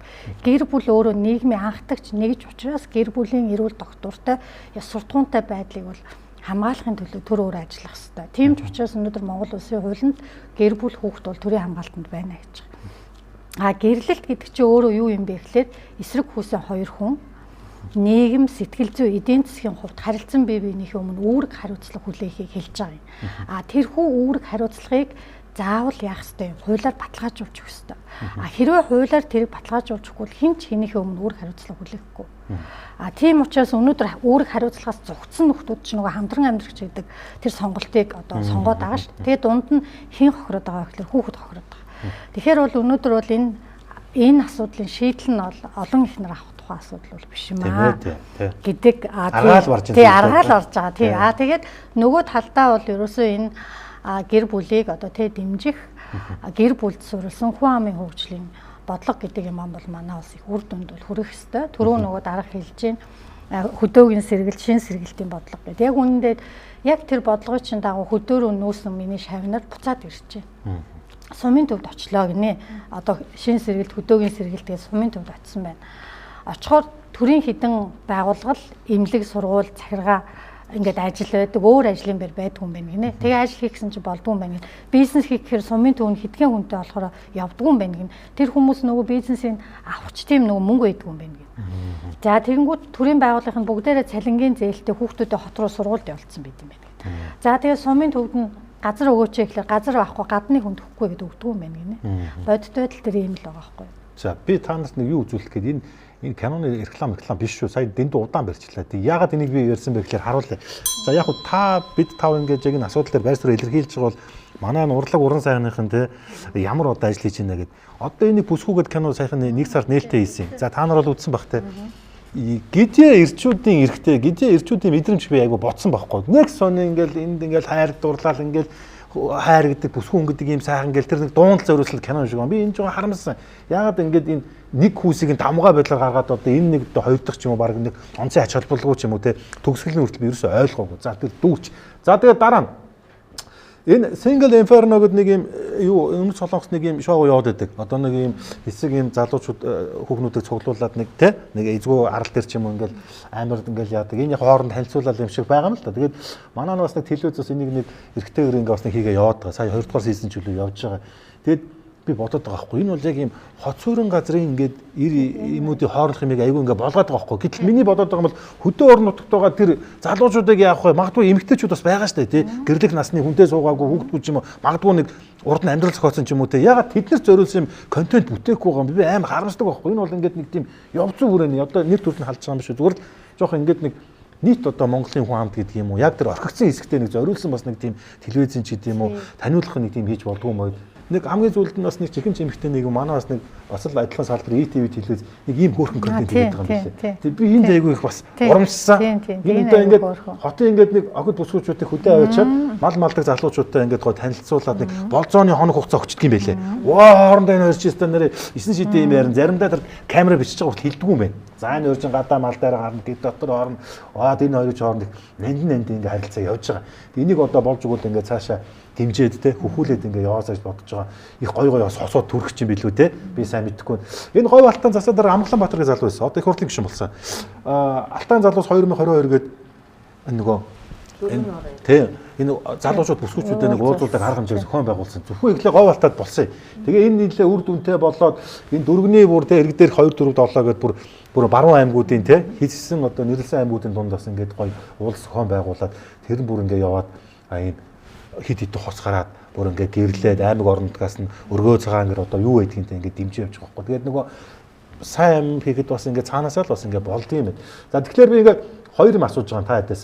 Нэг хэсэг нь ингээ нэг жоох ингээ нэг тийм биелийн юм дээр ч гэх юм уу магадгүй түрүү доктор хэлээ л дээ яг иймэрхүү шоуны цаана бас ингээ нэг жоохон энэ яг нийгэмд үлдээх мессеж нь жоохон сонирхол байгаад байна л да. Энд ч одоо зүгээр нэг хоорондоо нэг хэрэг үүтэй танилцал тэгэл нэг салдаг те нэг хэврэх ч юм уу тэрийг хамтран амьдрах ч юм уу хайр дурлал юм уу шохоорхол юм уу эсвэл зүгээр ингэж харагдах хэрэгтэй юм уу те. Гэтэл нөгөө талдаа яг бод байдал дээр тэр гон залуучууд дээр энэ хөдөө байгаа малдрага залуучууд хотын гангохныг аваад гээд тавьж байгаа байхгүй те. Эндээ та бас нэг санал бодлоо хэлээч. Тий, ер нь бол яг энэ би одоо нөгөө 20 гаруй жил их сургууль багшилж байна л да. Одоо яг энэ орчин үеийн залуучууд одоо 5 жилийн өмнө 10 жилийн өмнө тий 20 жилийн өмнө сэтгэлгээ ямар байсан одоо яаж өөрчлөгдөж байгаа вэ гэдэг ингээд яг ялгааг бол аюу сайн мэдэрч байгаа. Тэгээд яг нэг талаасаа бол дэлхийн ертөнц глобалчлагдж байна, даяарчлагдж байна, соёлын глобалчлал маш хүчтэй явагдаж байна. Тэгээд мэдээлэл техник, технологийн нөлөө гэл ингээл айгүй олон юмнууд явагдаж байна. Залуучуудын үзэл хандлага ч гэсэндээ өөрчлөгдөж байна. Одоо баригдмал биш чөлөөтэй. Тэгээд нөгөө 20 дугаар зууны бид нар бол зовсны эцэс жаргана гэж боддог бол 21 дугаар зууныхаа угаасаа л хүн зовхсгүй гэж боддог үеийнхэн шүү дээ, тий. Тэгэхээр ч нөгөө энэ ингээ ялгаанууд байгаад байгаа байхгүй. Тэгээд зөвөр би ингээ оюутнуудыг ингээд ажиглаж хахад одоо нөгөө тэнгисийн ирэг дээрх гээд энэ шоу бол залуучуудыг юунд дуурайлж байгаа гэхээр ерөөсөө л тийм гадагшаагаа явж тий ийм гоё сайхан газар тэнгис далайн ирэг дээр ер нь ингээд гоё ингээд жаргаад одоо тий санаа зовлохгүй тий юунд санаа зовхгүй ингээд одоо байвал гоё юм. Ер нь л нөгөө гадагшаагаа л одоо тий явахын тулд ер нь гэсэн нэг тиймэрхүү хандлагуудыг л ер нь ингээд төлөвшүүлээд байгаа. Халтан атсан дүрийг чинь марсдаггүй баяртай салан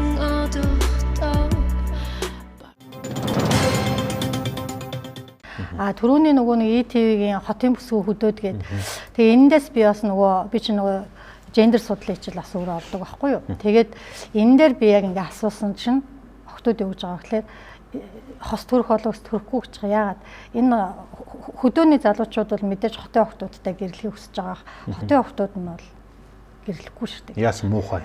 Тий, яагаад гэдгсэн чинь хөдөө амьдрах хэцүү шүү дээ. Ерөөсөө л тэнд хэцүү л гэж бодож байгаа. Тэгээ нөө зовё гэж бодохгүй гэдэг үеийнхэн чинь ингээд нөгөө илүү даардгуу, хүрдгүү, амар хялбар ийм л юм өксөд байгаа байхгүй юу. За тэгээд нэгдүгürt энэ асуудал. Хоёрдугаарт бол одоо мэдээж боловсролын яамын тодорхой бодлого барьж байгаа гэж найдаж байна. Ер нь бол манайх одоо залуучуудаа гадагшаага маш их сургахаар явж байна. Дээрээс нь ажил хүчний хомсдолд орж эхэлж байна. Одоо ажил олох хүчид бол үндсэн ажилтаа олдохоо байсан дандаа цагийн ажилтнууд одоо ирдэг болсон гэдэг ингэж байгаа тий. Тэгээд гих мэтлэнгээр ингээд айгүйх асуудал бол үүсэж байгаа учраас би бол энийг одоо шийдэл хэрэгтэй л гэж хэлэх гэж. За эмч байцаар хэлээрэй. Түрүүн үсэн шүү дээ. Одоо жишээл одоо нэг биенэлэгч хэдүүс аваач хууг гэл тий хөлдөө орногт. Нэг тиймэрхүү аргаа орж штэ. За. Тий аргаа орсон л юм үсэлээ. Ерөнхийдөө монголчууд их аргаа оруулж энэ хөрх яац. Ядарч штэ гэсэн нэр бол. Төр зэсэг маань бас яг нинүг үйлхэд бол бас арчаагүй байна.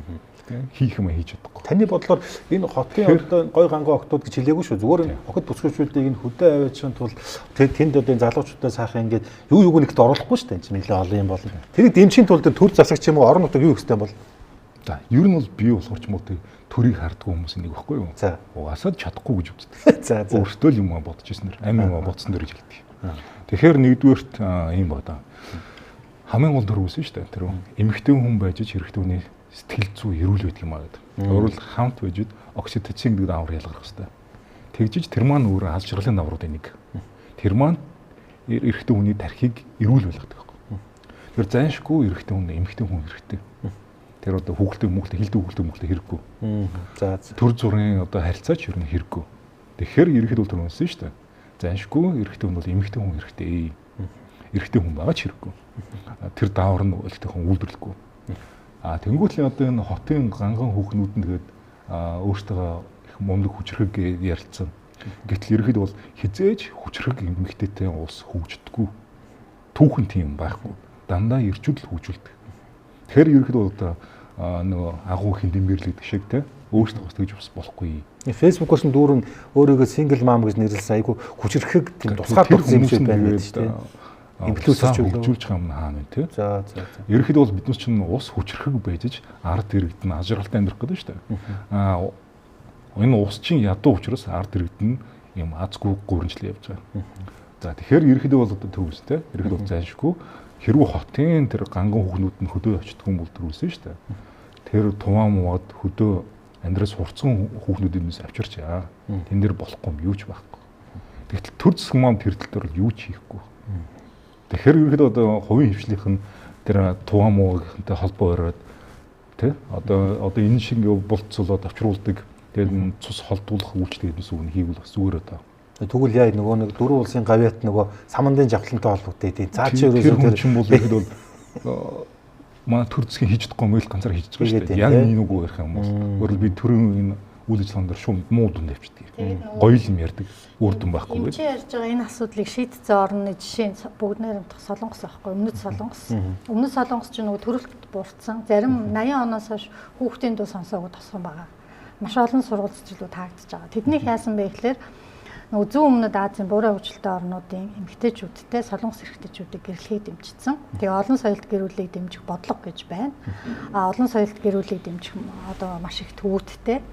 Тэгээ гадаад оюутнуудыг сургах тал дээр дахиад нэмэх гэрэлтийг нэмэгдүүлэхийн тулд бодлого дахиад шинжилгээ гаргачихж байгаа байхгүй 55 хүртэлх насны ээж аваагаа хөдөлмөрлөх нөхцөлтэйгээр өөрөх боломж олгож байна.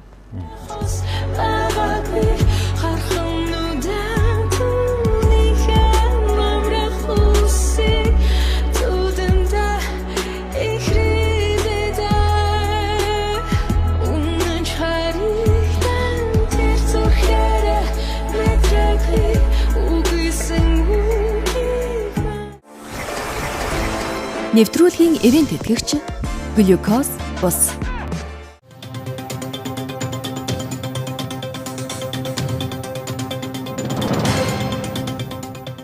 Яг гендер гэж байгаа боловч хэд хэдэн байгууллагыг хариуцах хэрэгтэй те. Одоо хариуц нийгэм хамгааллын яам нь байна. Гэр бүл залуучууд юу л нэг урт нэртэй бас газар байдаг те. Ер нь энэ Амгалан Баатар гэдэг шиг засаг даргаас нь 21 аймагт бас бүгд гараад ирээсэ те. Зөвхөн ингээд нэг баруун бүс гэхгүйгээр те ингээл хаа байсан доронтоос одоо баян үлгэрч байдаг юм уу те. Хаа байсан сэлэнгээс одоо дорн говч юм уу те. Тиймэрхүү юм байж болох уу?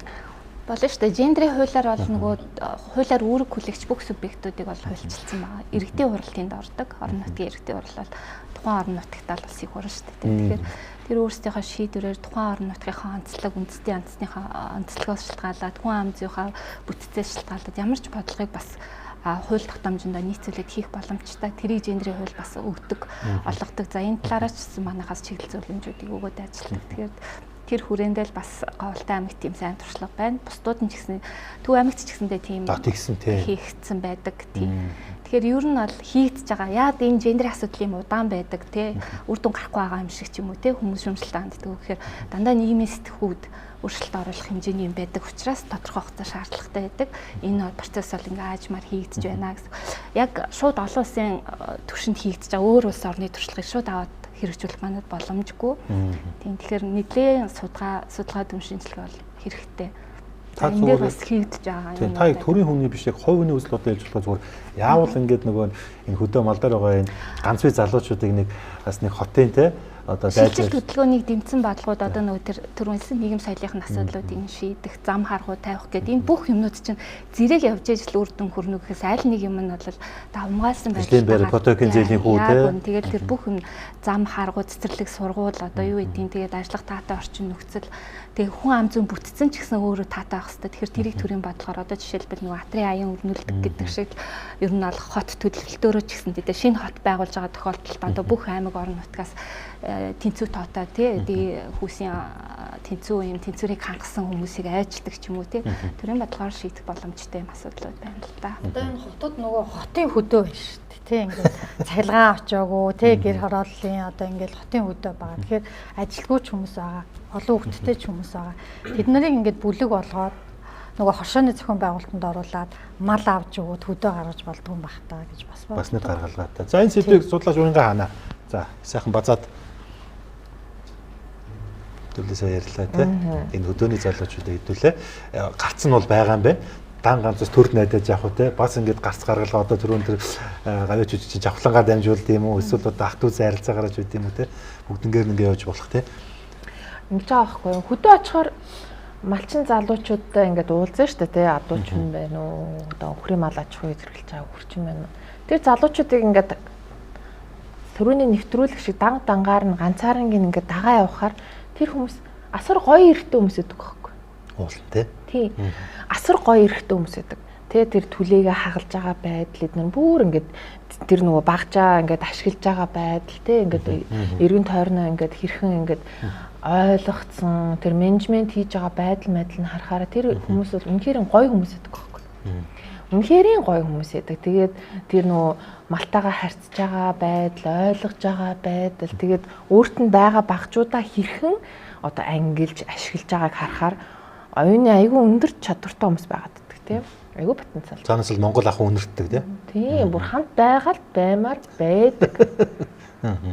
Тэгээд яг асуулт бол юу гэдэг вэ гэхээр энэ ирчүүдээс нь татгалзаад байгаа юм уу? Тийм нөхцөл байдал нь ингээд орчингоос тийм. Яг тэрийг асуух хэрэгтэй байгаа байхгүй. Тэр нэгт вэ. Яг очиод харахаар тэр ирчүүдэд гологдож байгаа зүйл яг үнэндээ баг байдаг. Эмэгтэй хүн чи эрэгтэй хүн татагдах байгалийн юм байгаа юу? Байгаа. Харахаар гоё тий. Тэр хүмүүс үнэхээр гоё эрдэм байна уу? Онцлог жишээл адуучин залуугийн эрдмийг гадаад очиод хаач болохгүй. Тийм биз? Тэр өхөрчин залуугийн одоо жишээл за хонио хариулж байгаа эрдмийг ингээд бид нэр хэрхэн гоё ашигласан байна вэ гэж харахаар тэр Батхааны үед Беллагийн цэргүүдийг ингээд дарж байгаа тэр нэг аюу гой тулааны хэсэг гэдэг байхгүй. Тэрийгээс зүгээр л манайх ингээд хонь хариулж байгаа тэр зүгээр л ингээд хашаад яаж байгаа ингээд нэг тийм бүлгийн ажиллагаа явуулж байгаа байхгүй. Тэр манай малчин залуусын зүгээр хамтдаа хийж чадах өлгөө хийх тийм эрдэм байгаад байдаг байхгүй. Тэгэхээр бидний асуудал эргээд бид нар яг тэр ирчүүдээс татгалзаад байгаа юм уу? Эсвэл зүгээр нөхцөл байдлаас татгалзаад байгаа юм уу? Эсвэл зүгээр гадны нөлөөнд тавтаад байгаа юм уу гэдэг тэрөө тодорхойлох хэрэгтэй байна. Дөрөвний биелсэн шүү дээ. Эмэгтэйчүүд, дотын эмэгтэйчүүдийн 66% нь гадагшаа явах гэдэг дээр ерөөс эргэлзэхгүй хариулаад байна гэдэг тийм. Тэр хүмүүст юу очсон байна гэхээр мэдээлэл аяга өөр очсон байгаа байхгүй юу? Гадны зөвлөлт хүчний бодлого биднэрт орж ирж байгаа. Гадаадд очивол илүү гоё юм шигээр ойлгуулж байгаа. Гадны эрэгтэй хүмүүс илүү гоё юм шигээр ойлгуулад байгаа. А тэгвэл малчин эрэгтэй хүмүүсийг гоё гэдгийг нь харуулж байгаа контент байгаа юм. Одоо саяны тэр юу л нэг эхэлж байна. Ойлгомжгүй байгаа шүү дээ. Тэр одоо жишээл хотод өссөн охин хөдөө байгаа залуугийн яг юу нь гоё юм бэ гэдэг харж мэдэхгүй шүү дээ. Бид нэр хөтлөх хэрэгтэй байхгүй ойлгомжтой байдал тоогоор. Үгүй тэр хүний ингээд дагчаа ашиглаж байгаа мод ингээд бэлтгэж байгаа байдал мэд нь харуул л та. Тэг хүн хэрхэн малаа ангилж байгаа те зүсэлж байгаа ч. За ерөнхийдөө ойлгосон манайхаа.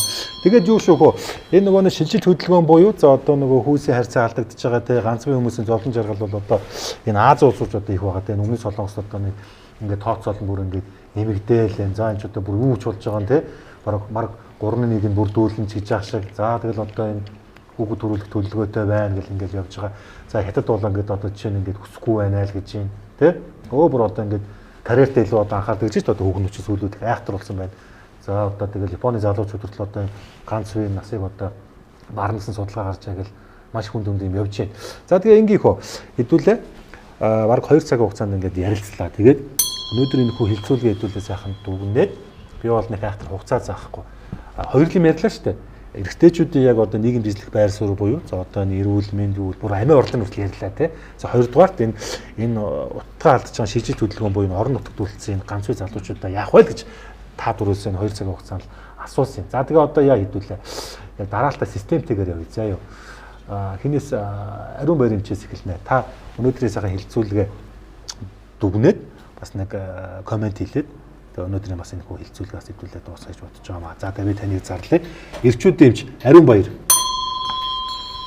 За тэгэхээр одоо энэ тоог нь харж байгаа те 1996 онд анх байгуулагдчихсан.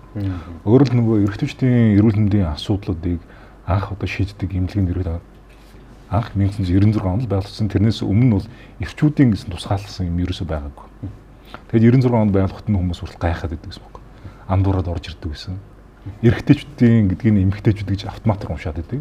Тэрнээс болоод бид бас эрчүүдийн гэж бичихээр энэ хүмүүс арай ойлгодог болсон. Эрчүүдийн юм уу те. За тэгээд ерөөхдөө тэрнээс хойш бол ерөөхдөө эрчүүдийн эрүүл мэндийн асуудлуудыг одоо манай амьд ингэ шийдгээ явж байгаа. Тэгээд энэ эрчүүдийн маань эрүүл мэндийн асуудал дээр одоо тэргүүн шугам дээр ерөөхдөө байдаг хүмүүс гэсэн үг шүү дээ. Нөгөө жинхэнэ байр хутаа өндөрлж идэг хүмүүс. За одоо тэгэхээр 90-ад оны үед 2000 оноод үед 2010 20-ад оны үеийн асуулууд нь эрчүүдээр нэгээд эрүүл мэндийн асуулт гэсэн ингээ өөрчлөгдсөн. Тэгэхээр жишээл маань ярьсан байхгүй юу? За ерөөхдөө бол чихрийн шижнээс болоод ингээ бэлгийн сулрал үүсдэг юм аа гэдэг. Гэтэ би хараагүй. Одоосон чинь над дээр өдрүүлэн орж ирж байгаа. Чихрийн шижингийн улмаас болоод одоо бэлгийн сулралд орж байгаа хөвчөрд мууж байгаа хүмүүс зөвхөн өдрүүлэн хэвийн болцсон. Тэгэхээр биднээсээ имжилж байгаа одоо сэдвүүд маань хүрт ингээ өөрчлөгдөж байгаа.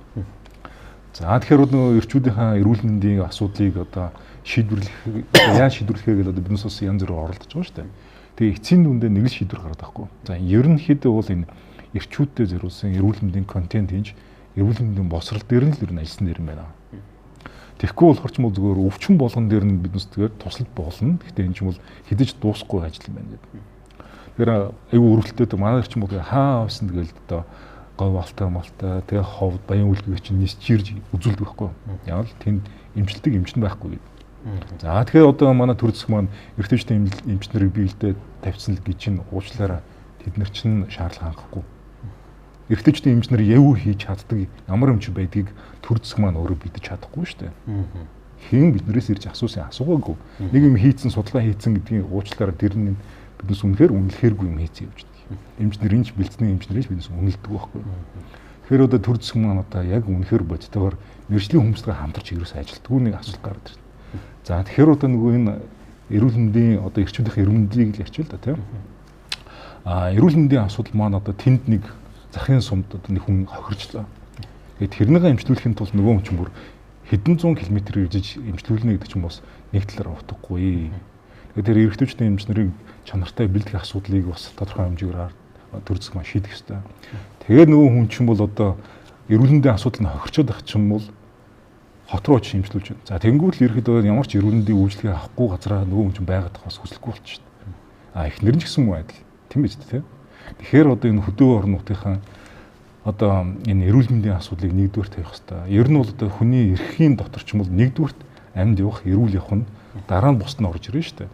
Тэгэхээр амьд эрүүл явах одоо эрхийн эрчүүдээр нэгдүгürt хангаж өгөх хэрэгтэй байна. За баярлалаа. Гэр бүл судлаач доктор Оюун Эрдэнэ. За өнөөдрийн асуудал дээр 3 зүйлийг хэлмээр байна. За манай сургуулийн хувьд бол гэр бүл судлаач мэргэжлийг бакалаврын магистрийн түвшинд одоо шатлсан сургалтын тогтолцоогоор бэлддэг цорын ганц юм одоо сургууль. Тэгээ бид мэргэжилтэн бэлтгэхээс гадна гэр бүлийн асуудлаар бол шинжлэх ухааны одоо түвшинд олон талын судалгаа хийдэг. За өнөөдөр хөдөөгийн эрэгтэйчүүдийн асуудлыг шийдвэрлэхгүй бол хөдөө эзгүй болно. Нэг сумын нэг багт намар идэж гаргах эрэгтэй хүн олдохгүй байсан гэж хэлсэн. Улаанбаатараас очсон ах маань. Тэгэхээр өөрөөр хэлбэл нэгэнт нөгөө хөдөө ихнэр олдохгүй учраас сүүлдээ яаж юм? Нөгөө ирчүүд маань малаа зараад нэг эмэгтэйг дагаад хот суурин газар руу, төв суурин газар руу явдаг болж байна. Тэгэхээр Монгол хөдөө мал хөнгө болох юм хөдөө эзүүрх юм байна гэж. Тэр яг өнөөдрийн асуудал дээр. Тэгэхээр энийг бол бодлогын түвшинд анхаарах хэрэгтэй байна гэж. За хоёрдугаарт нь бол би ганц зүйлийг хэлмээр байна. Өнөөдөр эрэгтэйчүүдийн асуудлыг шийдвэрлэх юм бол эмэгтэйчүүдийн асуудал шийдэгдэнэ. Хүүхдийн асуудал шийдэгдэнэ. Монголын нийгмийн асуудал шийдэгдэнэ шүү гэдгийг л одоо хэлмээр байна. Тэгээд өнөөдөр Монгол Улсын засгийн газар хотын асуудал, хотын тулгымцсан асуудал маш их хүч анхаарал тавьж байна. Ингэснээр хот улс болох гээд байгаа юм уу гэдэг асуудлыг бол нээлттэй орхимоор байна. За тэгээд таны хэлгүүг нь босноо тий. За баярлалаа. Гендер үндэсний орооны хэлтсийн дарга Буйна. За хүн ам зүйтэй холбоотой энэ гендер асуудлаандаа холбогддог. Тэгэхээр энд бол төрийн үүрэг оролцоо бол маш чухал гэдгийг би бүр одоо дахин хэлмээр байна. За тэгээд төр манлайлж оролцохоос гадна нийгмийн түншлэгч талууд ялангуяа бизнесийн салбар, за төрийн бас байгууллагууд, олон нийтийн байгууллагууд бол дэмжиж оролцох ёстой. Хуулийн хэрэгжил, бодлогын эрхчлэлтийг хамтанд бол бүгд хамтарч ажиллахгүй бол яг л гендерийн асуудал нь өөрөө бүх салбар хүрээ бүр одоо байгаа тэр суур асуудлаас үүсэж байгаа учраас одоо жишээлбэл эрүүл мэндийн талаас, боловсрол талаас ярина. Аль нь ч одоо энэ тэргуунд гэдэг юм уу тийм юм байхгүй бүгд ингээд суур шалтгаан болоод байгаа учраас энэ дээр хамтарч ажиллах хэрэгтэй гэдгийг хэлсэн тийм ээ. За манай нийгмийн сэтгэл зүйч, нийгэм судлаач Уянга. Яг нэг эрчүүдэд тулгамдж байгаа асуудал зөвхөн нэг тэднэрээс өөртөөс нь болдгоо угаасаа нийгмийн сэтгэл зүйгээд байгаа шалтгаан ч угаасаа тэр хүн хэрхэн нийгэмтэйгээ оролцож гин гэдэг те тэр торлог бүрхүүл нь хэрхэн ажиллаж гин гэдэг түрүүний хэлсэнчлэн яг эрчүүдээсээ татгалзаад байгаа хүмүүс бол нөхцөл байдал нь яг үнэ. Тэгээд бид нар бол биднэрт одоо яг микро байдлаар засваруу тасар их хэрэгтэй байгаад байгаа харагдаад байдаг. Одоо зүгээр хотын гудамж тоглоомын талбайгаас ахуулаад хүүхдүүд хоорондоо таан тоглох юм би нэрхтээ хүүхдүүд. Тэд нар ч хоорондоо багаасаа нийтийн орон зайдаа хамтдаа байгаа сурцсан ч юм уу хүүхдүүд чинь эргэж нөгөө нэг бутрахгүй том болоод ямар нэгэн асуудал гарлаа гэж бодоход би нэг түшээд байх тэр нийгмийн харилцаа нь амьд байгаад байдаг. Яг тэр торлогийг одоо хөдөө орон нутагт тэр дэмжиж байгаа юм тийм. Тэр ойлгомжтой байдал үүсгэх, тэр нийтийн орон зай үүсгэх аягүй чухал байгаад байдаг. Тэгээд зүгээр эргээд бид нар түрүүний хэлсэнчлэн тэр хөдөө орон нутагт байгаа залуучуудад эрдэм байгаа тий тэднэрээ эргээд гоёор нь харуулъя тий тэр хүмүүс чинь бас хүн шүү дээ бидний нийгмийн л хэсэг тий тэднэргүйгээр бид нар яг үндэ яг хаачих юм манай нийгэм тэр бүлгээсээ татгалзлаа гэхэд бид нар л хохирно хэлсэн шүү тий ямар нэгэн байдлаар ашиг хонжоо бол байхгүй тэр хүмүүсийг яагаад анзаардуулаад байгаа тэр асуудлаа эргээд ярих л ёстой байгаа өөрсдөө тийм ээ за ингээд өнөөдөр хилцүүлэг албан ёсоор ингээд 2 цагийн хугацаанд явж өндөрлөө. Тэгээд зориуд би ийм зураг тавьсан юм манайхаа. Яг энэ өвөө шиг ингээд насны эцэд бас ингээд битээ ганцаараа байгаасаа тийм ээ. Яг өвөө яагаад ч ганцаар суусан гэж болно л тоо. Зөвхөн ер нь ингээд бас бүгд л ингээд хоорондоо хос хосоор одоо хань ижилтэйгээ эхнэр хүүхдтэйгээ ер нь хамтдаа л бүгдээрээ л байгаасаа гэдэг л тийм хүсэлтийг тавьж ин. Тэг өнөөдрийн хилцүүл төрж ирсэн та бүхэн маш их талархлаа. Тэгээд дараа бас энэ сонирхолтой сэдвүүдээрээ сэдвүүлээ уулзсан шүү. За урилгын манд хүлээж авч ирсэнд маш их баярлалаа.